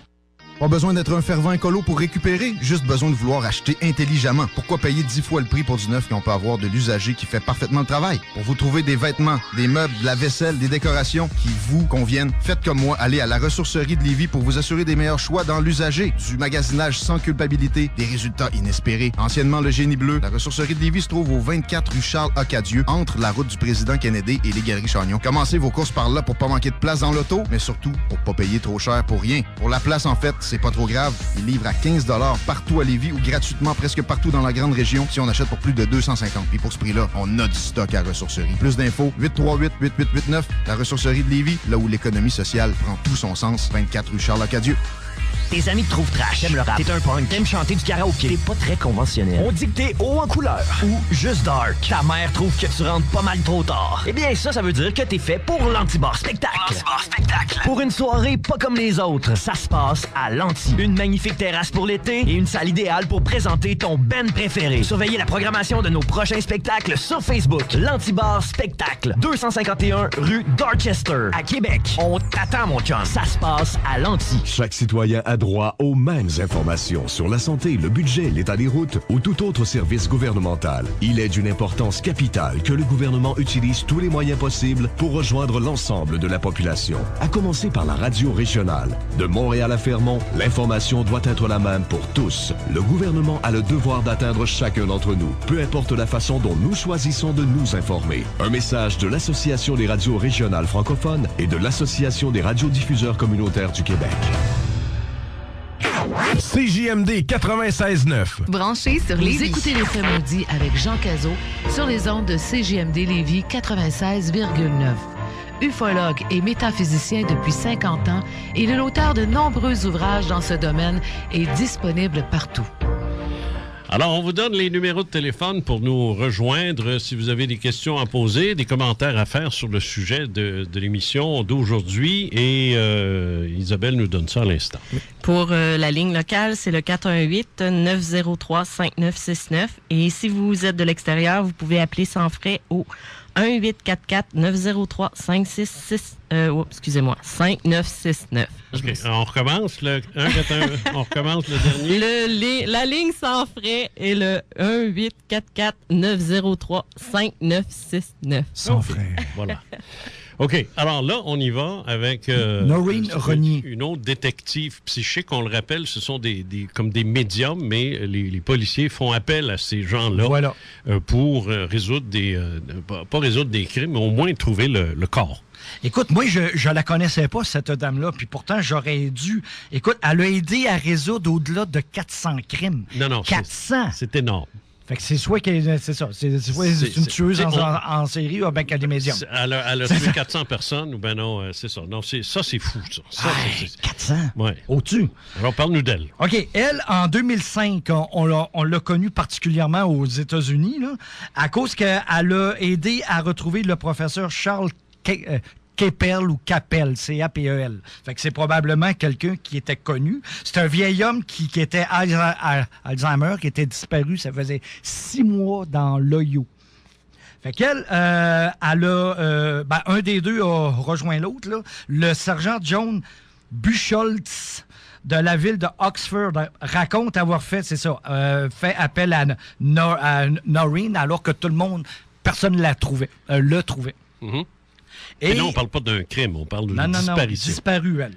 Et à partir d'une brosse à dents et d'une paire de souliers, elle a indiqué tout de suite, là, de même, que le vieil homme serait... Je comprends, parce que je veux dire, s'il y a de quoi qui absorbe les énergies, c'est bien soulier, rien que ça, puis les odeurs. Puis le brosse à dents aussi, c'est très intime, tu sais, comme article. Là. Personne d'autre qui touche à ça, en général. Tu sais. Voilà. Et elle, ce qu'elle a dit tout de suite, elle a dit, il y a un champ avec une lisière de forêt, des clôtures, une tour d'eau avec une antenne sur le dessus. Et elle parla d'une grosse pierre avec de l'écriture dessus et pas loin des traces de chevaux. C'est quand même spécifique, là. C'est spécifique, mais ça ne dit rien quand tu cherches. C'est ça. Ça va te dire quelque chose quand tu vas l'avoir trouvé, mais moi, on part cet après-midi, là, on cherche ça, là, ça ne donne rien, là. Mais ça fait rien. À moins que quelqu'un connaisse la région par cœur. C'est ça. C'est ça. Et finalement, le corps va être retrouvé quelques semaines après. Et ça correspond parfaitement à ce qu'elle a dit. Là. C'est exactement ça. Et ça. Écoute, c'est quelque chose. Non, moi, j'essaierais ça, là. Tu sais, j'essaierais ça, là. OK, je me ferme les yeux, là, une telle est partie. C'est sûr, on va voir du bois ou une cabane, quelque chose, tu sais, parce qu'à un moment donné, la nature a horreur du vide, alors il y a des images qui se forment. On va dire ça aux polices. Moi, regarde, j'ai retrouvé là, pas loin d'une grange, je sais, ils vont retrouver au 34e étage d'un condo, aucun maudit rapport, tu sais. Parce que je l'ai pas, cette affaire-là. Moi, je suis pas de la psychométrie, moi, j'en fais pas. Il y avait un couple qui a été célèbre, là, 3, 4, 5 ans, qui était disparu en Gaspésie. Et une de mes amies, à l'ouvrage, du tout, puis t'es donc, essaye donc ça. Puis on avait la photo du couple. Et j'ai dessiné une espèce de vieille affaire avec une rivière, Puis quand ils ont retrouvé le couple, j'ai vu les images, c'était exactement ça. Et ça, je l'avais envoyé à l'inspecteur de police qui s'occupait du gars à Rimouski. Jamais eu de nouvelles. Il devrait y avoir un registre, pas public, mais il me semble qu'au sein des corps policiers, il devrait y avoir un registre des psychics, mettons. Oui, t'sais. Ben oui. Qu'est-ce que ça leur coûte d'essayer? Rien. Qu'est-ce que ça leur coûte? Rien. Tu mets une salle, puis deux verres d'eau, puis tu dis à la personne, parle. C'est juste ça. Je veux dire, oui, c'est pas question d'être payé. Là. Non. C'est pas ça. On fait ça bénévolement, nous autres. Puis en plus de ça, c'est pas pour être connu. Tu dis, non, regarde, j'ai pas besoin d'être connu. J'ai pas besoin que ça passe à la TV après, d'aller à Denis Lévesque pour dire, c'est moi qui ai trouvé le cadavre. Non. Si ça arrive, ça arrive. Pour expliquer sinon, le phénomène, peut-être. Mais... Oui, c'est ça, mais ça serait aux policiers de le faire. Plutôt, tu me connais. Moi, j'ai jamais dit, c'est moi, genre... Non. Qui a retrouvé Claude. C'est ça. Non, c'est... Mais il devrait y avoir un registre que les corps policiers... Puis à partir de ceux qui ont marqué des points. C'est évident que le tweet, là, ça fait 40 fois puis ça marche pas, là, on oublie ça. Là. Ben oui, c'est ça. Mais si quelqu'un, ça fonctionne... Oui. Une fois, ne serait-ce qu'une fois, ben, tu dis, regarde, prochain coup, on va t'essayer encore. Au cas où. Au cas où ça marche. Ouais. Puis c'est pas des grosses pertes de temps, parce que tu fais juste rajouter ça à côté, tu mets on the side, tu dis ça vient du psychique, puis lui dit que c'est là. OK, pour le moment, on va continuer notre enquête telle quelle. Lui, ça a marché. Mais elle, ça a marché. Si on entend quelque chose qui ressemble à ça, là, on va y aller, on va aller voir. Ben oui. Il me semble, moi, je le ferais. Je le ferais sans hésitation. Moi, tout. Il devrait avoir un département, même. C'est ça. OK, on continue sur Noreen Régnier. Et voilà. Et elle a même donné une conférence à Quantico. Tu connais... c'est le centre de formation du FBI. Elle a donné des conférences. Là, c'est la seule médium à avoir prédit 3 mois à l'avance que Reagan se ferait tirer. La seule. Comme dans le temps, Jane Dixon. Jane Dixon, qui avait essayé... écoute, elle avait téléphoné à la Maison-Blanche, elle avait essayé de parler à JFK. Elle avait spécifiquement dit... elle voulait y dire, mais elle a dit aux autres, n'allez pas à Dallas, c'est mortel. Je le sais. Et ça n'a pas marché. Ils l'ont pas... Ils n'en ont pas tenu compte. Non. Maudit, hein? Ça aurait changé l'histoire. Hein? Ça aurait changé l'histoire, certain. Il y a un livre de Stephen King qui a été écrit dans ce sens-là. Et, oui. Qui ont même fait une série. Ils ont fait une série. À passer en français, je pense. Et Stephen King, de façon... Bon, c'est son opinion, mais d'une certaine façon, il valait mieux qu'il meure. Parce que les suites politiques d'une présidence américaine avec John F. Kennedy aurait fait ci, ça, qui n'est pas nécessairement souhaitable. T'sais. En tout cas, bref. Mais c'est son opinion à lui. Mais j'ai déjà lu, moi, justement, mais il n'y a aucun lien avec le paranormal, que JFK, il a été aimé parce que l'homme est allé sur la Lune, puis mais que s'il avait continué, s'il n'avait pas été tiré, probablement que le monde aurait fini par l'haïr. Il ne faut pas oublier une chose. Moi, j'ai toujours appelé ça le syndrome de James Dean. Okay. James Dean, qui est un acteur américain qui est mort dans les années 50-60 d'un accident automobile. Je veux dire, regarde, on parle tout le temps de James Dean, puis James Dean, puis James Dean. S'il avait vécu, on n'en parlerait plus. Ben voilà! C'est aussi simple que ça. Ben écoute, t'as un super exemple. La même chose en France avec Coluche. Exact. Coluche veut se présenter aux élections. Tout le monde est de son bord, sauf les partis politiques qui l'écœurent. Et il y a un accident d'auto. Ça y est, c'est le complot. C'est ça. On l'a tué. C'est ça. La princesse Diana aussi. Oui, oui. Ceux qui sont morts dans des circonstances comme ça sont devenus des héros. Voilà. Alors que, dans le fond, James Dean, il était sous, puis il roulait comme un fou. Et, tu sais, alors, James Dean, moi, je l'ai vu sur le fameux film. Il est bon, mais c'est un bon acteur. Mais je veux dire, pas à venir fou comme... En tout cas, bon, continue. OK. Là, je t'écoutais. Oui, non, ben c'est ça. On s'épivarde dans ce show-là. Et voilà. Donc, sa méthode exige un objet familier appartenant à la personne recherchée. Elle touche cet objet, donc psychométrie, et une scène très claire, elle, lui apparaît. Ah non, moi, je le crois, ça. Je le crois. Ben, regarde, tu l'as fait toi-même. Ben oui. Non, ça marche. Et moi, j'ai déjà passé des tests à du monde. Je mettais de quoi dans une enveloppe qui pouvait vraiment pas toucher, voir ce qu'il y avait dedans. Et j'ai une personne, une fille qui travaillait à la SAQ. Écoute, les 3 objets différents, elle a tombé direct, là, carrément dessus, solide. Là. Je pense qu'elle était plus forte que moi, mais elle, ça lui faisait peur. Moi, je pense que... Puis je vais en discuter avec Isabelle Tremblay quand elle va venir ici, parce qu'elle va nous parler d'être médium sans le savoir. OK. Moi, je pense qu'il y a beaucoup de gens qui ont des capacités comme ça, des capacités psychométriques ou voyons, répète après moi. Psychométriques. Des capacités dans ce domaine-là, médiumniques, psychiques ou psychométriques. Je suis convaincu qu'il y en a un maudit paquet qui ne le savent pas. Ben oui. Qui le savent pas, ou qui le sentent, qui ne l'utilisent pas, qui ne l'exploitent pas, ou qui le font, mais qui ne le disent pas. Moi, ce que je pense aussi, c'est qu'au début, on est toujours testé. On est testé. Et c'est à toi de savoir si tu as peur ou pas. Puis si tu as peur, généralement, le monde abandonne.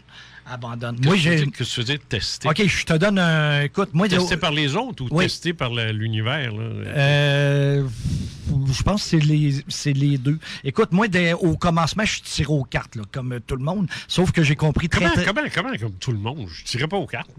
Non, mais je veux dire... je tirais... OK, par tout le monde, ce que je veux dire, c'est que moi, je tirais selon que la dame de pique était à côté du valet de cœur. Ça voulait dire tu vas te trouver un chum. Mais très, très vite, j'ai compris que c'était pas ça. Ça allait au-delà de ça. Et mon test, moi, ça a été une fille que je connaissais au cégep. J'ai dit, tu vas avoir un gros malheur. Tu vas devenir triste, ça n'aurait pas d'allure. Et elle, mais pas à toi, à un de tes très bons amis. Et elle a travaillé les fins de semaine dans un motel à Price. Et c'est son ami qui était le gérant. Et il y a eu le feu. Tout le monde du bas du fleuve se souvient de ça. Et lui, il a rentré dans le feu pour aller sauver de quoi ou quelqu'un, puis il est mort. Suite à ça, elle était... Fait que moi, écoute, je me suis senti coupable. tout ce que j'avais, moi, c'est « Ah, mon Dieu, si je l'avais pas dit, il serait pas mort. » Bon, pareil. Mais ça, j'ai compris ça, mais après. Ça a pris du temps avant que tu l'assimiles. Mais j'ai continué, mais j'aurais pu faire comme ben d'autres puis dire « Ah, OK, j'ai peur, ça me fait peur, j'attire le malheur. » Donc, mais non, c'est un avertissement qu'elle avait eu pour peut-être sauver le gars, mais ça, je ne dirais pas. Ouais. Mais bon. Encore là, tu veux dire... Parce qu'il n'arrive rien pour rien. C'est ça que je crois. Fait que si elle le savait, c'est parce qu'il y avait peut-être quelque chose à faire, mais je le savais pas, elle le savait pas. Exact. Fait que voilà. Non, moi, je suis convaincu, en tout cas, qu'il y en a beaucoup plus qu'on pense, mais accepter que les gens ne le réalisent pas ou ils ne croient pas eux-mêmes, et ils ne se croient pas eux-mêmes. Voilà. Ou ils disent, c'est un hasard, une circonstance. On parle de qui, cette fois-ci? Rosemary Kerr. Oui. OK. Elle, selon sa page web, c'est genre rosemarykerr.ca, je pense. .blogspot.ca. Oui, parce qu'elle n'est pas canadienne. Non, États-Unis aussi.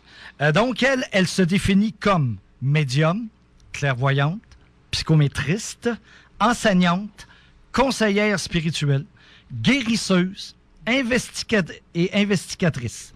Elle dit « J'ai aidé des organismes d'application de la loi, donc des forces policières, à travers le monde, et j'enseigne afin de montrer aux autres comment je fais avec mon don, si tu veux. » Là. Elle le montre. Comme moi, j'ai essayé des tests sur du monde. Quand mon horaire le permet, je fais des lectures privées, probablement genre Edgar Cayce que l'on a parlé. Mm-hmm. Elle, sa première vision, elle a 4 ans. A avoué un de ses oncles avec sa tante et son cousin qui sont dans un feu. Elle rêve à ça. Okay. Elle se réveille, elle hurle, les parents arrivent, elle compte ça. C'est un rêve. Oui, c'est sûr. 2 semaines après, la maison de son oncle brûle avec ma tante puis le cousin, mais ils s'en sont sortis. OK. Et qu'elle, même à 4 ans, elle savait qu'il y avait de quoi. Elle réalise quelque chose. C'est ça. J'ai quelque chose qui fait que je peux voir des choses. Et elle a continué à l'école et elle marque même avec son lot de peine et de bosse en québécois. Là, elle a eu des problèmes. Là, bon. Oui. En 1987, elle va aider pour le meurtre d'un homme s'appelant André Daigle. Ça fait français, ça. Elle va même comparaître en cours. Tu sais que généralement, les psychics, c'est pas trop reconnu en cours. Ben non, c'est sûr, tu peux pas utiliser le témoignage d'un psychic pour condamner quelqu'un. En 87, elle a été et elle a fait condamner 2 hommes pour un meurtre. Le meurtre de André Daigle. Ça, c'est tricky parce que...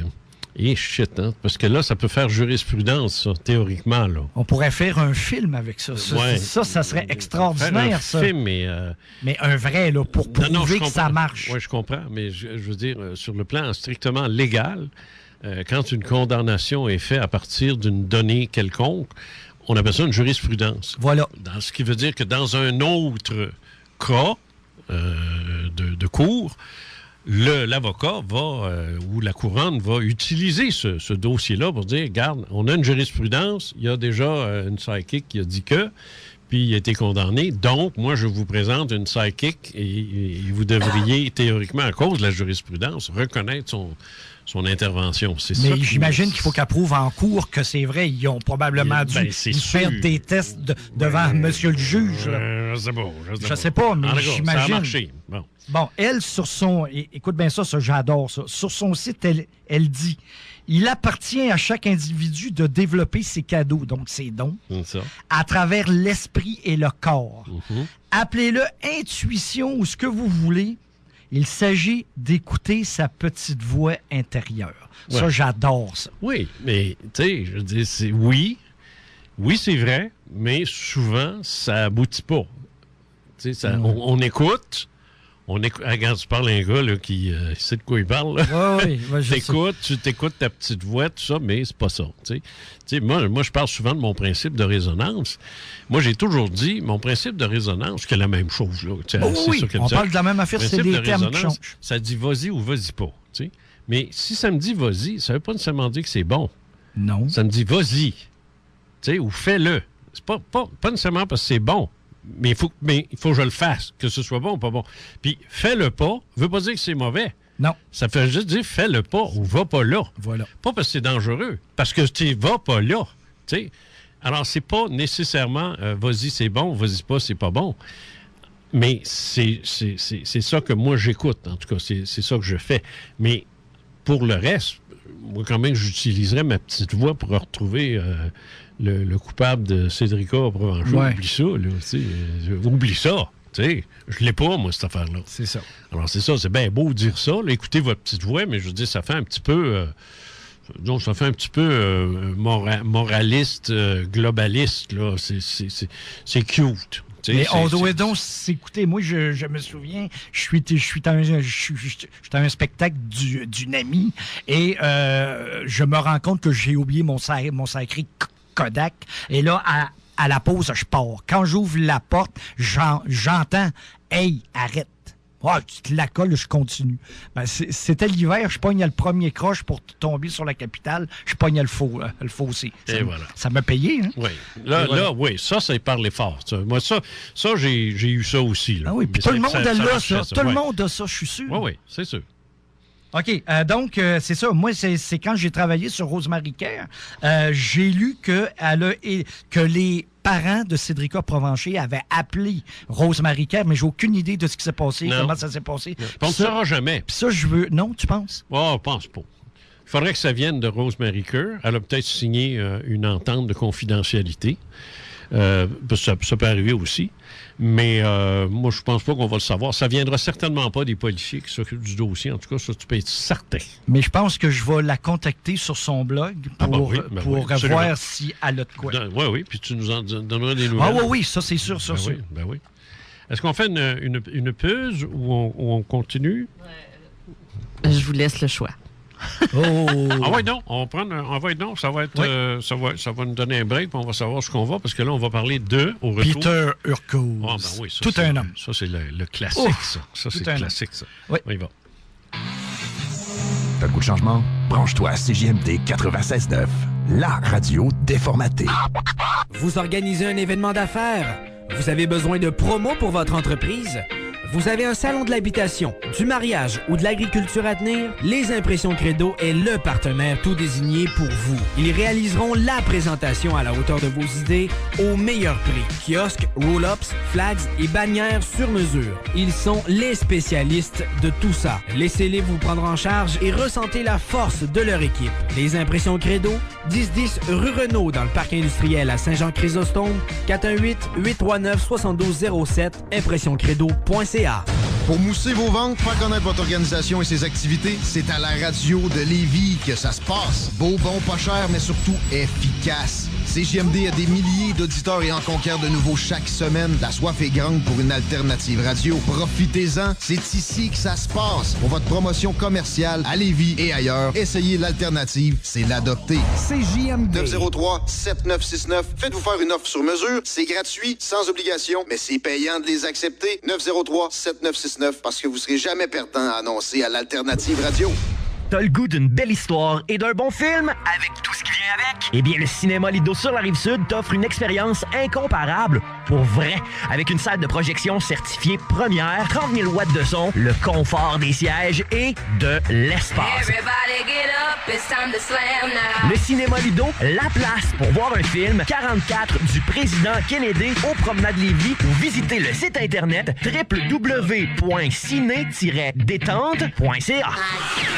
Un restaurant, un comptoir de prêt à manger et un bar laitier. Et c'est nouveau à Lévis, au centre-ville, avec comme nom Fromagerie Victoria. Synonyme de qualité. Une visite et vous serez charmé. Située au 164 boulevard Président Kennedy, la Fromagerie Victoria comblera toutes vos attentes. Venez nous voir et profiter de nos installations toutes neuves, mais surtout de nos recettes succulentes préparées à partir des meilleurs ingrédients. Au 164 du Président Kennedy, près de la 20. Pour un bar laitier, une fromagerie et le meilleur resto en ville, tout ça sous le même toit, on vous attend à la Fromagerie Victoria. Le resto Méli-Mélo, c'est 120 possibilités de poutine avec 7 choix de sauce, du poulet à la broche, la meilleure pizza en ville, le comptoir pour emporter, le meilleur endroit pour commander à Lévis quand vous avez faim. Pourquoi cuisiner? Composez le 835-008 et profitez du spécial. À l'achat d'une 12 pouces Garnier Plus, on vous donne une poutine 7 pouces régulière. Oui, 7 pouces régulière à l'achat d'une 12 pouces Garnier Plus. Incroyable! 75-20 boulevard Guillaume Couture, 835-0008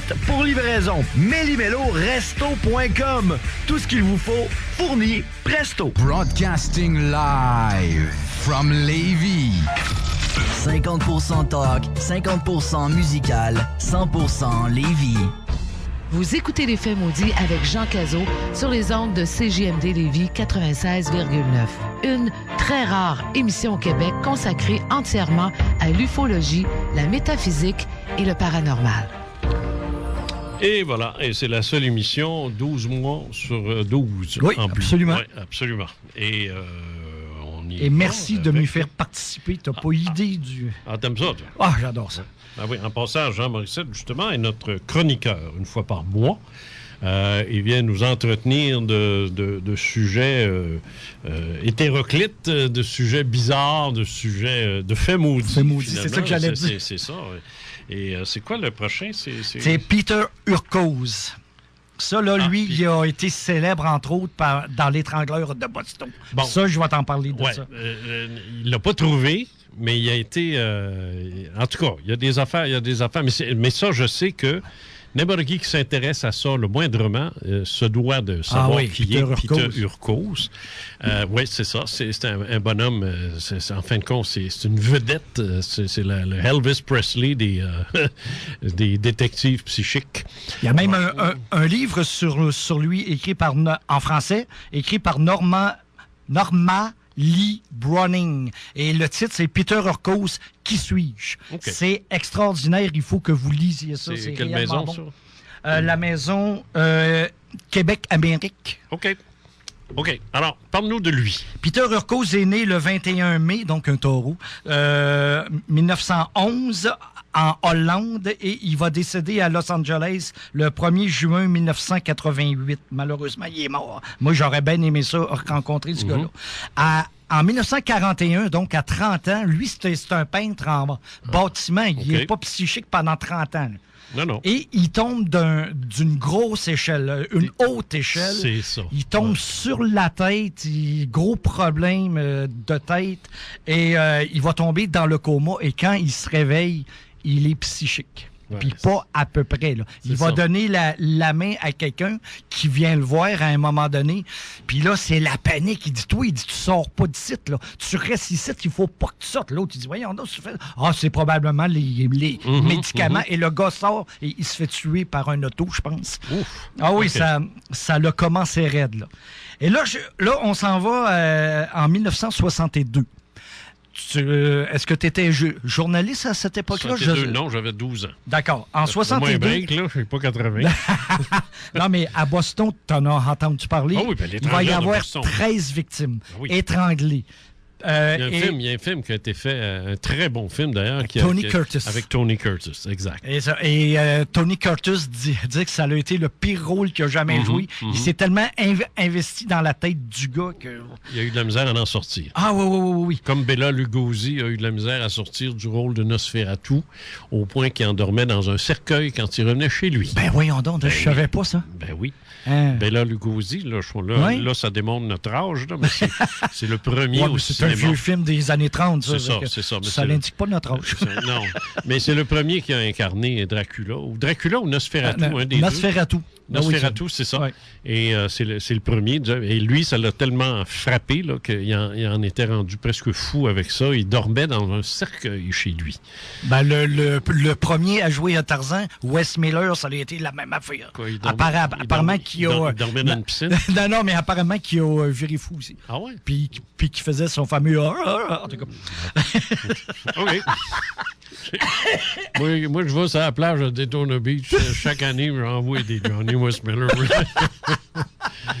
OK. OK, continue. OK, donc, écoute, il y a un... Alors, donc, un choc physique, le fait d'être tombé sur le sol, semble avoir provoqué chez lui cette capacité-là. Et ça arrive souvent. Donc, à quelque part, ça part du cerveau physique, ça. Ça arrive souvent que des personnes qui ont des chocs, qui vont se faire frapper. Oh, j'ai pas de misère à penser que le cerveau joue un rôle là-dedans, tu sais. Oui. C'est sûr, ça. Ben oui.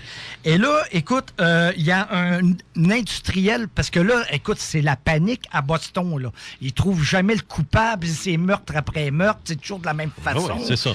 Et il y a un industriel, lui, qui dit, il dit, wow, minute, ça va faire à ses propres frais. Il téléphone à Peter Urkos, qui est déjà connu mondialement, et il va lui dire, viens-t'en à Boston, moi, je veux te voir. Et dans le film que tu parlais avec Tony Curtis, il y a un fait qui est totalement historique. Et Peter Urkos, dans le film, joue son propre rôle. Hein. OK, ben c'est ça. Ouais. Oui, oh oui. Et, mais dans le film, il rate son coup, Peter Urkos. Oui, mais attends, tu vas voir, comment est-ce qu'il a accepté ça? T'es pas le seul qui dit ça, mais moi, j'ai lu là-dessus. Moi, j'ai le livre L'étrangleur de Boston.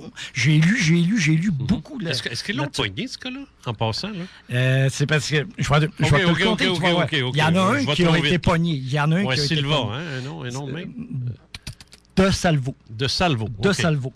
Et là, le Urkos arrive à l'aéroport. Ils vont même faire entrer une vedette de cinéma pour faire une diversion, pour pas que le monde voie Urkos. Okay. Ça, c'est vrai. Et là, il arrive un inspecteur de police. Il dit à son boss, il dit hey, excuse-moi, je suis en retard. Il y avait du trouble de circulation. Et il donne la main à Peter Urkos.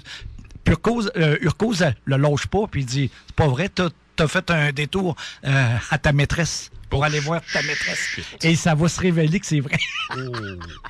Okay. Tout à fait vrai. Et donc, lui, ce qu'il va dire, Peter Urkos, parce qu'il a été sur des lieux de crime. C'est ça, des scènes de crime. Et ce qu'il va dire, il dit vous avez affaire à un homme qui dort sur un sommier, qui, dans sa garde-robe, a des souliers et des sacs à main de femmes. Et il va même décrire la maison... l'appartement, et il va donner, mon doux... Quand on dit il dort sur un sommier, ça veut dire qu'il dort sur un sommier, pas de matelas. Pas de matelas. C'est ça. C'est ça. Et eux, ils vont enquêter sur cet homme-là parce qu'ils vont trouver un homme qui correspond exactement à ça. C'est ça. Il est dans un bloc que je pense qu'il a... Non, je me mêle avec le FLQ. En tout cas, il avait décrit un bloc. Il avait décrit... c'est ça, sommier, puis ouais. Et ils vont trouver quelqu'un qui correspond exactement à ça, qui est bizarre, qui pourrait avoir fait certains meurtres, mais... Une enquête poussée va dire ce n'est pas lui. OK. Et ça, donc, c'est ce qu'on voit dans le film. Voilà, exactement. Et donc, Peter Urkos, il passe pour le gars qui a pas trouvé. C'est ça. Alors que les policiers, eux, ils vont finir par se concentrer sur De Salvo, dont je cherche son prénom. On s'en fout. On s'en fout, OK. Albert De Salvo. Et ils vont dire, OK, lui a fait des meurtres... Il fait des nœuds d'une certaine façon. Son horaire correspond... Un travail policier. Voilà. Son horaire correspond à... Mais ce que le monde ne savent pas, c'est que De Salvo a reconnu certains des 13 meurtres. Ah. Ça, le monde, ils ne le savent pas. Ça. Moi, je l'ai lu, j'ai confirmé, j'ai été voir. Oui, d'accord. Et De Salvo va reconnaître certains des 13 meurtres. Quand même jamais toutes les 13 meurtres. C'est quand même curieux. C'est pour ça, moi, que je pense qu'Urkos a trouvé l'autre qui a fait certains des 13 meurtres. Des autres. Mais qui n'a jamais été reconnu, lui. Ah. Ça, c'est ma théorie, j'y crois. C'est mon investigation m'amène à dire que... Alors, selon toi, Urkos aurait trouvé le type au sommier. Voilà. Qui serait un des tueurs. Et l'autre, la police, elle, aurait, par son travail, trouvé De Salvo pour certains des meurtres. Voilà. Mais De Salvo n'a jamais dit... Lui a été reconnu coupable. Je comprends, mais il n'a jamais reconnu ces meurtres. Jamais. C'est-à-dire qu'il a fini par avouer certains des 13 meurtres. Mais il n'a jamais parlé d'un complice ou de quelqu'un d'autre. Jamais. Puis peut-être qu'il ne se connaissait même pas. Mais comment? Mais c'est ça, mais pour être copycat... les termes policiers, là, oui. un imitateur. Imitateur, c'est ça que je recherchais. C'est ça. Il faut tout de même que tu aies connaissance des détails des autres meurtres. Alors là, une chose qui ne marche pas. Là. Mais ça fait que les deux avaient le même pattern, le même MO, les journaux disent toujours quelques détails. Et ça, écoute, ils vont dire c'est à peu près toujours au même temps, à peu près toujours les femmes seules, puis Ils vont donner plein de détails, mais jamais, mettons, la façon que Albert de Salvo faisait ses nœuds. Mais de nos jours, jamais. Mais de nos jours, aujourd'hui, il est tard un peu, là, en 2017, là. Mais il me semble, de nos jours, avec l'ADN, je ne sais pas s'ils ont préservé l'ADN... En tout cas, aujourd'hui, il y a des cas qui datent des années 60, 70 qui sont réouverts. Qui sont réouverts à cause de l'ADN. Ça pourrait être le cas, il pourrait s'essayer, là. Mais il est mort, probablement. Là. Moi, je le ferais. Moi, être aux États-Unis, être... Oui, mais le gars du sommier, il doit être mort. Là, probablement, mais c'est probablement qu'ils ont des preuves physiques sur lui. Ben, qui ont dans le dossier sur lui. Peut-être, Mais moi, je crois à ça. Moi, je crois qu'il y a eu 2 étrangleurs de Boston. De Salvo et l'autre que je n'ai même pas de son nom. Non. Puis, mais lui, Urcos, il y a quand même d'autres dossiers en sa faveur. Là. Il a été sur les lieux du meurtre de Sharon Tate. Tu connais les meurtres de Sharon Tate? Avec Charles Manson puis sa gang. Attention. Charles Manson n'était pas sur place. Non, c'est ça. Okay. Et sa gang. C'est sous son influence. C'est ça. Voilà. Mais il a fait quoi, là? De quoi? Il est allé il a donné des indications qui ont amené à trouver des coupables qui étaient dans la gang à Manson. OK. Oui. Urcos, ça. Urcos, ça. Puis t'as d'ailleurs, si vous faites Peter Urcos... H-U-R-K-O-S, oui. C'est ça, USA, vous allez voir, il y a une photo de lui où est-ce qu'il est assis sur le plancher à côté sur un divan. Et ça, cette photo historique-là, c'est là ce qui est dans l'appartement où ce que Sharon Tate s'est fait tuer. OK. Et il va donner plein de trucs. Dans le livre que j'ai ici, qui a été écrit par Normalie Browning, elle va raconter que, et là, c'est là que je vais t'écœurer, comme que tu disais tantôt. Il y a une femme qui a été poignardée brutalement, et puis pas à peu près, et il cherche le coupable, puis il le trouve pas. Et là, Peter Urcos, avec 2 ongles de la victime, donc il fait de la psychométrie, il va dire que, et là, tout le monde cherche l'assassin, il cherche les personnalités connues du milieu qui ont déjà fait des meurtres, puis il trouve rien. Peter Urcos prend d'une main, je ne sais pas si c'est droitier ou gaucher, mais en tout cas, il prend deux ongles de la victime dans sa main et de l'autre, il va dessiner. Il dessinait souvent, puis pas des petits dessins niaiseux, là. Très, très élaborés. Et là, il va parler d'une cabane délabrée, d'une vieille caravane, d'un chemin qui passe dans un cimetière de voitures qui mène à une école. Et là, il va parler d'un jeune homme, à peu près 15-16 ans, qui est un gars qui est hyper brillant, que tout le monde aime dans les alentours, mais que de nuit, il devient voyeur. Et il va dire, il la connaissait, la victime, et il voulait la violer. Juste la violer, mais ça a mal fini, puis il l'a assassiné pour pas se faire pogner, probablement. C'est moi qui le dis. Et grâce à ça, ils vont trouver le coupable.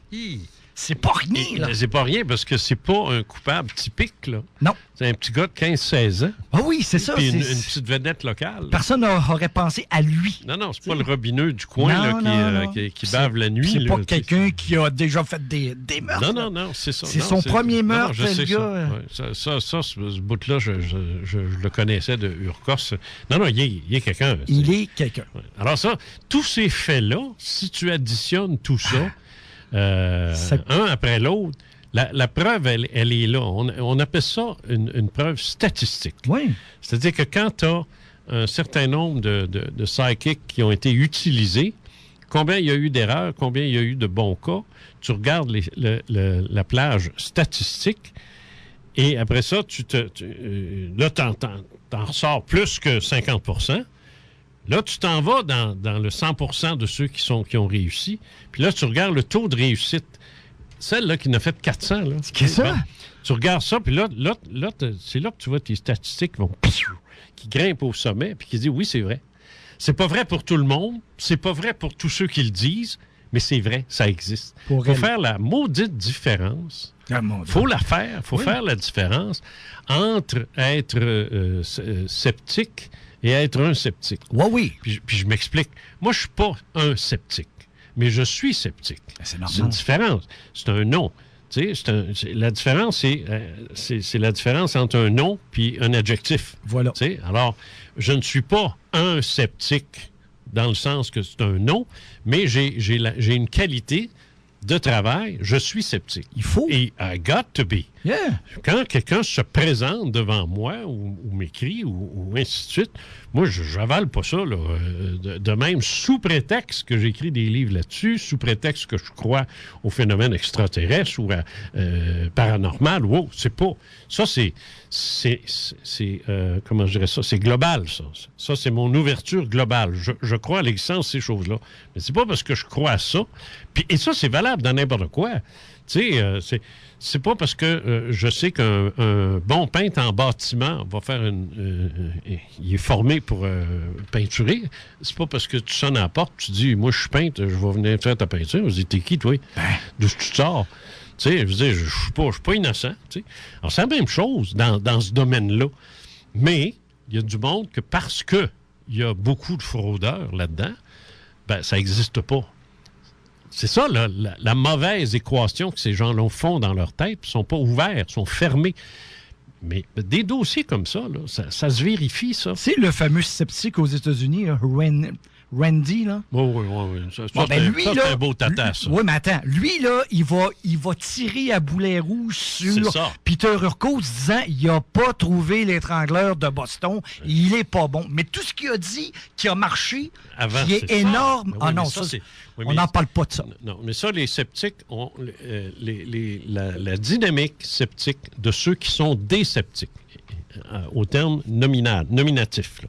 Pas qualitatif. Tu sais, comme moi, j'ai dit, je travaille de façon sceptique sur un dossier. Il faut. Autrement dit, je pars, puis je fais attention, puis je pose des questions. Et tandis que eux, là, qui sont des sceptiques, des individus, qui se nomment comme ça, qui font même partie d'une organisation, qui payent pour. C'est ça. Ben, ça, le défaut de leur la dynamique de ces gens-là, elle est wrong. Elle n'est pas scientifique. C'est parce que la fermeture d'esprit n'est pas une attitude scientifique. Parce que ces gens-là se proclament de la vraie science. C'est ça qui m'écoeure d'eux autres. T'sais. Ils disent, nous autres, on est scientifiques, puis les ufologues ne le sont pas, ou les métaphysiciens sont complètement faux. C'est complètement ridicule. Moi, j'adopte et j'utilise des méthodes scientifiques dans ce que je fais. C'est-à-dire, j'ai de la rigueur dans ce que je fais, puis j'ai de la rigueur aussi dans mes sources, puis je fais attention, puis quand je vois sur Internet, je fais, regarde, moi, je ne tomberai pas dans le piège de tous les plantes qui font n'importe quel maudit site niaiseux. Bon. Alors, eux autres se proclament d'une méthode scientifique. C'est complètement fou. Ils sont bien pires que moi, ces gens-là. Parce que moi, ils disent, je suis ouvert à tout ce qui est faux. Eux sont fermés à tout. Ça, voilà. C'est là. Alors, tu peux pas être fermé à tout. Je vais faire mon petit caca nerveux, là, puis ça va être fini, là. Mais moi, je me souviens aussi j'étais à la télé, puis j'étais avec Alain Bonnier, se peut-tu? Alain Bonnier. Il était le président des sceptiques du Québec. Ah oui, oui, c'est à l'émission Claire Lamarche. Non, c'est pas une émission de Claire Lamarche, c'est une émission du câble. Oui, c'est Bonnier, oui. Bon, puis j'étais avec ce gars-là, il était là. Puis on parlait des implants extraterrestres, c'est-à-dire quelqu'un qui avec dit Claire Lamarche. Non, c'est pas Claire Lamarche. Puis il disait que... Ah non, j'allume. OK, excuse-moi. Bon, c'est ça. T'as raison. C'est ça. Ça arrive souvent, ça. Alors là, il y avait... les gens disaient qu'il y avait des implants, puis ça avait été mis par des extraterrestres. Bon, fine, OK, c'est correct, tu sais. Moi, c'est pas parce que quelqu'un me dit qu'il y a un implant que je vais le croire. Ben là, non. T'sais. Mais je suis ouvert à l'idée que ça se peut. Je reste ouvert à ça, tu sais. Et là, on parle de ça. Lui, il démolit ça, puis il rit, parce que les sceptiques ont un grand sens de l'humour quand ça rit des autres, tu sais. Et alors là, c'est ha, puis ha, puis ainsi de suite. Et ça continue. Puis à un moment donné, j'ai dit, écoute bien là, j'ai dit, si j'en avais un en ma possession, accepterais-tu au moins d'en faire l'analyse, tu sais? Et il me répond, non. Puis j'ai dit, pourquoi? Ben, il dit, parce que les extraterrestres, ça n'existe pas, donc les implants, ça n'existe pas. Donc, je ne ferai pas d'analyse. Ben oui, mais ferme ta gueule, puis sacre ton camp. T'es pas un chercheur. Viens pas me dire ici que t'es un chercheur, là. Viens pas me dire ça, à moi. Prends pas le monde des caves. Tu dis que t'es fermé à tout. On va mettre une pancarte là qui écrit « Ça n'existe pas, j'y crois pas, on va mettre ça là. » Puis la caméra est dessus à chaque fois qu'on dit quelque chose, ça va régler le problème. On ne sera pas obligé de te voir et de t'endurer. T'sais? Alors, c'est sûr que ça a mal fini, le show. Ben oui, mais reste quand même que j'ai raison là-dessus. Là. Ben oui. Si tu crois à rien, puis tout, c'est toute la merde, c'est tout ça, ben regarde, ferme les livres, puis va-t'en, puis écorne ou pas, puis laisse les gens s'exprimer librement. C'est sûr qu'il y a des fraudeurs, c'est sûr qu'il y a des canulars, c'est sûr qu'il y a des choses qui sont fausses. On le sait, ça. Exagérées. On le sait, ça. On travaille avec ça. On le sait, ça. Ben oui. Mais, so what? Mais il n'y en a pas tant que ça. Il n'y en a pas autant que ça. Ah, non. Puis moi-même, je vais te dire une chose. Depuis 2010, j'ai eu 2 canulars. 2. J'en ai eu 2. J'ai eu 3 qui ont refusé de signer l'affidavit. Ah, tiens donc. C'est pas beaucoup. Dont un que l'on connaît. Ouais. C'est pas beaucoup. Tu sais? Alors, quand tu regardes... Non, je parle de moi, là. Oui. J'ai pas parlé des autres. Je parle de moi, là, sur le terrain, là. C'est pas énorme. Non. Alors, tu sais, ça veut dire que du bon monde qui disent tu peux avoir des erreurs. Ben oui. Ça, c'est sûr. C'est l'interprétation qui change. Mais moi, je touche plus au dossier où c'est pas clair. Moi, il faut que ce soit clair. Ça m'intéresse. L'objet, il a 300 pieds, puis il est au-dessus de la maison. Là, le mercure liquide, là, qui était totalement rond. Là. Ouais, ça, c'est solide. Ça, c'est solide. Ouais. C'est des gros dossiers, ça. J'avais trouvé de quoi, c'est là-dessus. Fait que je vais travailler là-dessus, mais tu sais, la petite lumière qui est passée au-dessus de la forêt, là-bas, là, ben ça, je m'occupe plus de ça. Parce que ça, c'est clair que si tu embarques ça dans les statistiques UFO, ben là, tu te retrouves avec 92 % de fausseté, mais moi, je m'occupe pas de ça. Les petites lumières loin, là, je l'ai dit au monde, regarde, je reçois des photos de chasse, là, tu sais, les photos de chasse, là, tu vois... Un infrarouge. Ouais, c'est ça, puis tu vois un animal, puis en arrière, une petite lumière, je touche pas à ça non plus. Moi, les photographes m'ont tous dit la même affaire. Ces affaires-là, une moustique peut avoir l'air d'un extraterrestre. Oui, c'est ça. C'est trop rapide, c'est trop... Puis souvent, l'objet, en plus de ça, que ces affaires-là sont situées au ras de terre. Fait que un ovni, c'est dans le ciel, c'est pas en arrière d'un arbre, tu sais. Voilà. Bon, en tout cas. Mais le monde sont de bonne foi. Non, c'est ça. Ils pensent que c'est un ovni. Ils viennent nous voir. Oui, mais ils sont en maudit après moi quand je leur dis non. Oui. Alors, c'est ça. Mais ça, c'est que je te dis. J'ai eu ça aussi. On en prend un dernier? Oui, Dorothée Allison, qui est née à Jersey City, au New Jersey. À ne pas confondre avec Allison Dubois. Non. C'est ça. Mais c'est drôle que ce soit la même. C'est ça, Dorothée Allison. C'est ça. Elle est née en 1924 et elle est décédée le 1er décembre 1999. Elle a été célèbre dans la résolution, de l'affaire de John Wayne Gacy, le killer clown. Oui. Le clown tueur. C'est ça.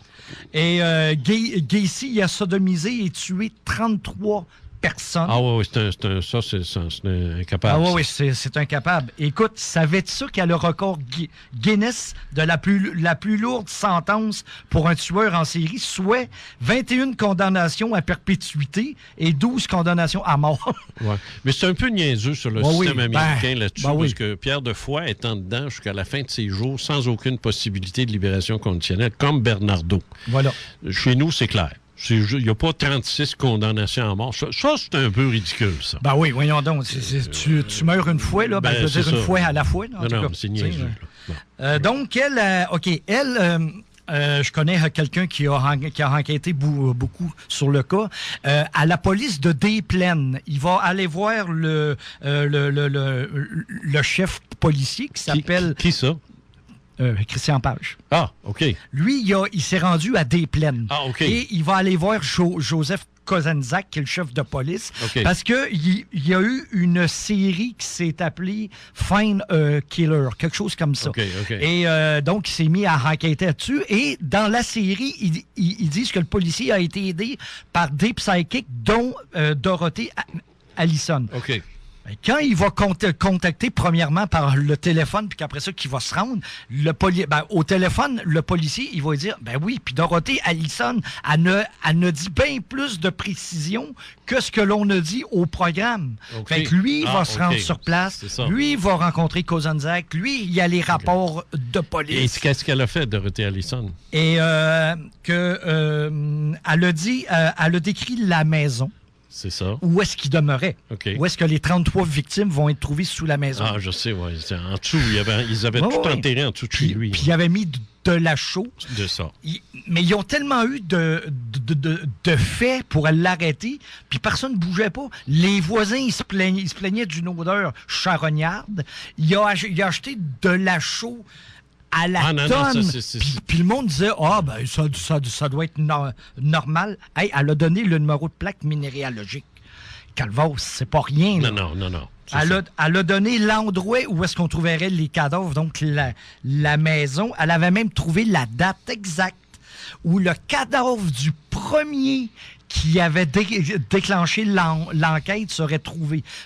Parce que il y avait eu un premier cas, c'est un enfant, je pense qu'il avait 8 ans, sous toute réserve, ça, je suis pas sûr. Mais il l'avait jamais trouvé, lui. Il savait qu'il avait été assassiné, probablement, mais il n'y avait pas les détails. Il trouvait quel rôle Allison a-t-elle joué dans l'arrestation ou tout au moins l'identification de Gacy ou l'endroit où étaient les corps? C'est ça, c'est qu'elle, elle avait dit, vous allez trouver à telle date le cadavre qui se trouve à côté de d'où il y avait... De quoi, tout ce qu'elle a dit de l'environnement, encore une fois, c'est exactement ça, mais la date. Et c'est ça qui a allumé Kozanzak, qu'elle avait rencontré Kozanzak, puis elle avait dit, vous allez voir, genre le 12 avril 1983, vous allez avoir l'indice qui va faire que... Fait que là, il trouve le corps, et là, Kozanzak a dit, coudonc, c'est quoi cette maudite date-là? Et là, il cherche dans ses dossiers, il va dire, coudonc, elle me l'avait dit, il va la recontacter, et il va relire tout ce qu'elle avait dit, puis là, il part là-dessus, puis là, ils vont le trouver. Ils vont trouver Gacy.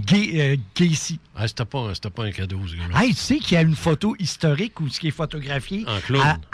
Non, oui, mais il y a une photo. Elle est avec Madame. Voyons, c'est un président des États-Unis. C'est pas. Qui est avec qui?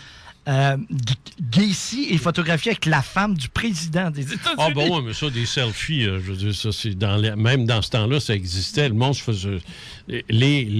faut faire attention à ça. Carter, c'est Mme Carter. Mais il faut faire attention à ça, parce que, je veux dire, tu sais, des petits Joe là, comme ça, se faire photographier avec n'importe qui, puis tout le monde, tu sais, l'autre est toujours bien pas pour le repousser en disant, hey, toi, t'es un tueur d'enfants, tu sais. Ben non, c'est ça.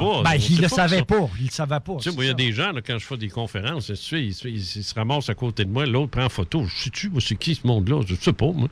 Tu sais, là, on va arriver dans 10 ans, puis ça va être un tueur d'enfants. Je dis, regarde, Caso est avec. Mais oui, mais là... non, ça veut rien dire. Non, c'est nerf, là. C'est sûr. Et là, je voudrais que l'on aille le temps, un cas canadien, québécois. Ah oui.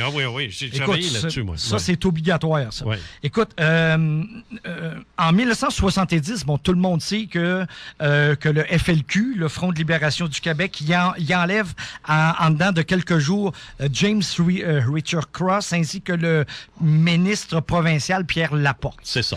Et là... Bon, là, tout le monde est sur les dents. C'est une grosse affaire. Notre cher ami Trudeau, qui sait que c'est un tout petit groupe, il sait, ça, c'est prouvé. Il sait que c'est un tout petit groupe, mais il va faire les mesures de guerre pour écœurer le Québec parce qu'il l'aime pas. Mais ça, bon, c'est politique et c'est mon point. C'est ton opinion. Et c'est mon point de vue à moi, là. C'est ça. Donc, il y a... Je suis pas d'accord avec ça, pas en tout, mais c'est correct. C'est ton point de vue. T'as le doigt. Et là, il y a un journaliste en Colombie-Britannique de la station CG, je l'ai quelque part. OK, bon. Qui s'appelle Robert Cummings de la station radiophonique CJCY à Prince-Georges qui a une idée. Lui, il dit, je vais appeler... Parce que c'est coast to coast, l'affaire du FLQ au Québec. C'est clair que l'enlèvement... tout le monde sait ça, là. L'enlèvement... Non, mais ce qui est intéressant, c'est que l'enlèvement de Richard Cross intéresse le Canada anglais. Voilà. Tandis que si ça avait été juste Pierre Laporte, ça aurait passé comme un événement local. Tu sais, bon, au Québec, ils se sont fait enlever un de leurs ministres. OK, c'est jamais. Mais là, parce que c'est un... lui, il était de la délégation britannique, là. Il représentait l'Angleterre. Je ne suis pas l'ambassadeur, je suis un consul. Je ne me rappelle plus ce qu'il faisait dans la vie, ce gars-là, mais peu importe. Mais c'est un anglophone. C'est un diplomate britannique. C'est ça, c'est le diplomate britannique. C'est ça. Il était du haut consulat, je pense. De toute façon, ça a attiré l'attention des... un peu comme nous autres, si la Colombie-Britannique se font enlever un de leurs ministres, on ne réagira pas. Mais s'ils se font enlever un Québécois qui reste là-bas, là, on va dire, voilà. C'est ça. Ça, c'est le petit nationaliste traditionnel. Mais reste quand même que, là, c'est vrai que dans l'affaire du FLQ, ça intéressait tout le Canada entier. Oui. Donc, le journaliste... Mais pas les États-Unis. C'était pas connu. Parce que Robert Cummings, il va appeler une voyante de Chicago, donc Illinois, Mme Irene Hughes. C'est ça. Et elle s'était fait connaître avant ça parce qu'elle avait prédit 3 ans à l'avance l'incendie de la capsule Apollo 1 et elle a aidé plusieurs corps policiers comme tous les autres que l'on a nommés avant. Oui, Irene Hughes était connue. C'est ça. Et donc, l'animateur va l'appeler le 14 octobre 1970. C'est ça. C'est live à la TV. C'est pour ça que c'est incontestable. C'est ça. Et là, il va lui demander, vous, qu'est-ce que vous pensez? C'est à la télé ou à la radio? Hein? C'est à la télé ou à la radio? Non, c'est à la radio. Ben, t'as dit à la télé. Ah, excusez. Okay. Oui, à la radio. Live à la radio. OK. Et là, il va lui demander, qu'est-ce que vous en pensez? Et elle a dit, je ne sais pas, moi, je connais pas ça, mais personne ne connaissait la politique canadienne. Ils ne savent même pas c'est où le Canada dans ces années-là. Ben non, puis même aujourd'hui, ils font des sondages, puis il y a au moins 25 qui ne savent même pas qui c'est où est le Canada. Ben, c'est ça. En tout cas. Et là, elle va dire donc, radio live, le 14 octobre 1970, donc avant que ça arrive, mais c'est live, elle va dire, Cross, il n'y arrivera rien. Elle va dire, Laporte, il va y avoir des blessures, puis sa vie est menacée. Au moment où elle dit, sa vie est menacée. Ce qui va se révéler être vrai. Tout à fait, exact. Ouais. Elle dit, il pourrait s'écrouler encore 2 à 3 mois avant que le tout soit réglé. Elle va dire que les ravisseurs n'habitent pas loin du lieu de leur enlèvement. Qu'une arrestation majeure vers le 6 novembre donnera des indices importants aux policiers. Donc, 3 jours après cette émission-là, les policiers... Ça, c'est important de le dire. Elle existe encore, l'émission. Les enregistrements existent encore. Oui. Donc, quand je dis que c'est incontestable qu'ils devraient avoir le million... C'est fort, ça. C'est eux autres, ça. Entre autres. Et donc, 3 jours après l'émission, ils vont trouver le corps de Pierre Laporte dans le coffre d'une voiture abandonnée près de l'aéroport de Saint-Hubert. C'est ça. Et là, je l'ai pas dit, je l'avais pas pris en note, mais elle avait parlé proche d'un aéroport et elle avait parlé d'une auto verte. Vert, c'est sous toute réserve, mais ça correspond à ce qu'elle avait dit. Mm-hmm. Encouragé par les prédictions de madame. Et ça, c'est toujours mentionné, c'est toujours avant la découverte du corps. C'est avant qu'on sache qu'il est mort. C'est ça. Et donc, l'animateur Cummings, c'est ça, il va la recontacter le 18 octobre 70, puis il va dire, coudon, c'est toujours live à la radio. Live. Et cette fois-ci, Mme Hughes va lui révéler ce qui suit. À propos de Cross, qui est toujours en vie, mais qui est affaibli.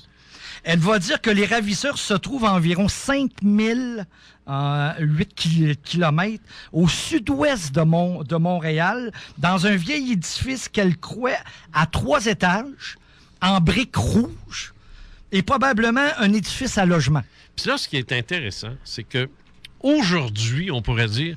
Ouais, Google, Google Earth, tu peux aller dans les rues puis voir les adresses. Mais pas en 70. Dans le temps, il n'y avait rien de ça. En 70, tu n'avais aucun moyen de savoir qu'il y avait une maison en briques rouges qui existait dans le sud-ouest de Montréal, puis tatati, puis tatata. C'est ça qui donne de la force à sa vision, si on peut dire. Et voilà. Donc, elle identifie un lieu très précis. Oui. C'est toujours live à la radio. Là. Live qu'on dit live. Pas là. Tu dis live, c'est live. Live. Voilà. C'est vrai, excusez. Non, excuse-toi pas. Elle dit qu'une restauration des forces policières sera faite par rapport à ces événements-là. Elle va dire qu'elle a l'impression que Laporte était plus important dans les plans du FLQ que James Cross. Elle va dire que Cross est au lit inconscient, probablement provoqué et peu vêtu, qu'il ignore où il se trouve. Elle dit « Je vois un grand feu » qui est une diversion pour le FLQ qui va provoquer d'autres troubles et probablement dans un hôpital. Ça, c'est toujours à la radio. Devant les résultats incontestables, lui, il va contacter la gendarmerie. Cummings. Ouais, Cummings. Lui, là. Ouais. Excusez. Lui, il va contacter la gendarmerie. Okay. Il va tout lui révéler ça. Okay. Et eux, ils vont lui dire « Hey, arrête, tu nuis à l'enquête, bonhomme. » À ce point-là. Ah oui. Qu'est-ce qui était vrai de tout ce qu'elle a dit? Tout. Je me souviens pas du feu, moi, de l'affaire du feu de l'hôpital. Oui, mais j'y viens, tu vas voir. Donc, il te reste 5 minutes. Oui, entre le 18 et le 21 octobre 70, il y aura 4 autres conversations avec Mme Young, mais qu'il diffusera 2 semaines après. Ils vont diffuser ces 4 interviews-là 2 semaines après. Bernard Lortie sera arrêté le 6 novembre, si tu te souviens, elle avait dit. Ben oui. 70, date exacte. Le 3 novembre 70, presque 2 mois, presque jour pour jour, depuis le commencement de cette affaire, tel que prédit par Mme Young, les policiers encerclent le 10 945 rue des Récollets à Montréal-Nord. Il s'agit d'un triplex rouge. 3 étages. Situé à 6,5 km de Montréal. Elle avait dit 8. Après une négociation d'un sauf-conduit vers Cuba, James Richard Cross sera relâché vivant. Et il avait été drogué.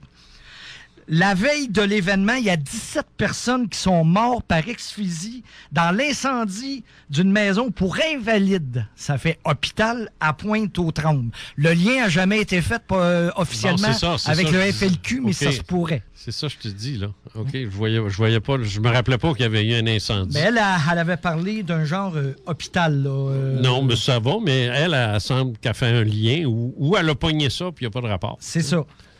C'est ça. Elle pogne peut-être ça comme des ondes, des ondes du futur qui viennent. Puis je peux le confirmer, des fois, ce qu'on voit, c'est pas tout à fait clair. Mais ce qui est incroyable dans ça, c'est que c'est un peu comme si on disait que c'est tout écrit, ça.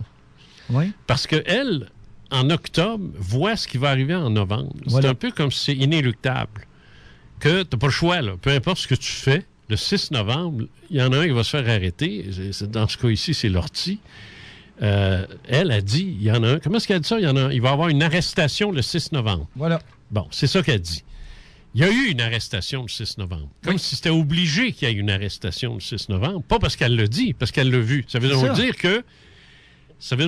dire que l'arrestation était écrite quelque part dans le ciel, comme on dit, avant qu'elle se produise. C'est tout ça que ça soulève. Tu sais, avec Edgar Cayce, on a déjà parlé de ce que le monde appelle les mémoires akashiques. Oui. Moi, je pense que oui, ça existe. Je pense. J'ai pas de preuves, mais je pense. Je comprends, mais je veux dire, moi, j'ai dans un autre domaine, puis dans une autre forme d'étude, moi, on m'a dit les prophéties sont là pour être évitées.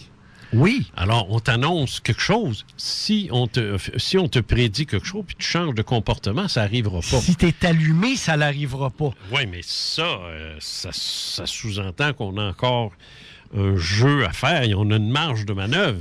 Oui, une petite marge. Comme la fois, ce que j'ai dit à un homme, il faut que tu vérifies dans l'arrière de ton auto parce que s'il y a une abeille ou un thon, si tu l'enlèves pas, tu vas te faire piquer, tu fais un accident et t'es mort. Il l'a fait. Il avait le choix de le faire ou pas. OK, tu ouvres la fenêtre, la petite bébête, elle sort, mais si on t'annonce un tsunami de 145 mètres... Non, là, c'est pas pareil. Ben, c'est ça. Tu sais, qui va arrêter ça, là? Tu peux pas l'arrêter. Si tu es allumé, tu vas t'arranger pour pas être là. Mais s'il arrive pas, si on te prédit ça, mais qu'il n'y arrive pas, c'est ça, là, que c'est ça qui est ambigu. C'est pour ça, c'est pas une science. C'est très clair que... Non, mais même Irene News s'est trompé aussi dans sa vie. Puis pas rien qu'elle, Urcos s'est trompé. Ils sont tous trompés. Même la Sainte Vierge s'est trompée. Bon. Alors, puis le Christ, un de ceux qui n'aurait pas dû se tromper, c'est bien lui. C'est bon, il a annoncé la fin du monde, bon Dieu. Une fois que le temple d'Hérode sera abattu, c'est fourré en baptême. mince. Un petit peu, tu sais. Ouais. Alors, tout ça pour dire que, bref, mais ça fait rien. C'est fascinant. C'est fascinant parce que quand ça arrive, on est mais encore faut-il le savoir que ces choses-là ont existé. C'est la raison de cette émission-là. Exactement. C'est de faire part des faits maudits, ceux qui agacent, ceux qui irritent et ceux qui énervent. Et c'est pour ça qu'on est là. Je suis très bon dans ça, moi, pour agacer, énerver puis irriter. Bon. Hein, j'ai dû me marier 3 fois, pas pour rien. Salut tout le monde. Merci Jean Morissette. C'est un plaisir. La semaine prochaine. Merci Isabelle. Salut tout le monde. On se retrouve la semaine prochaine pour une autre édition des faits maudits. Si vous aimez, partagez. Voilà.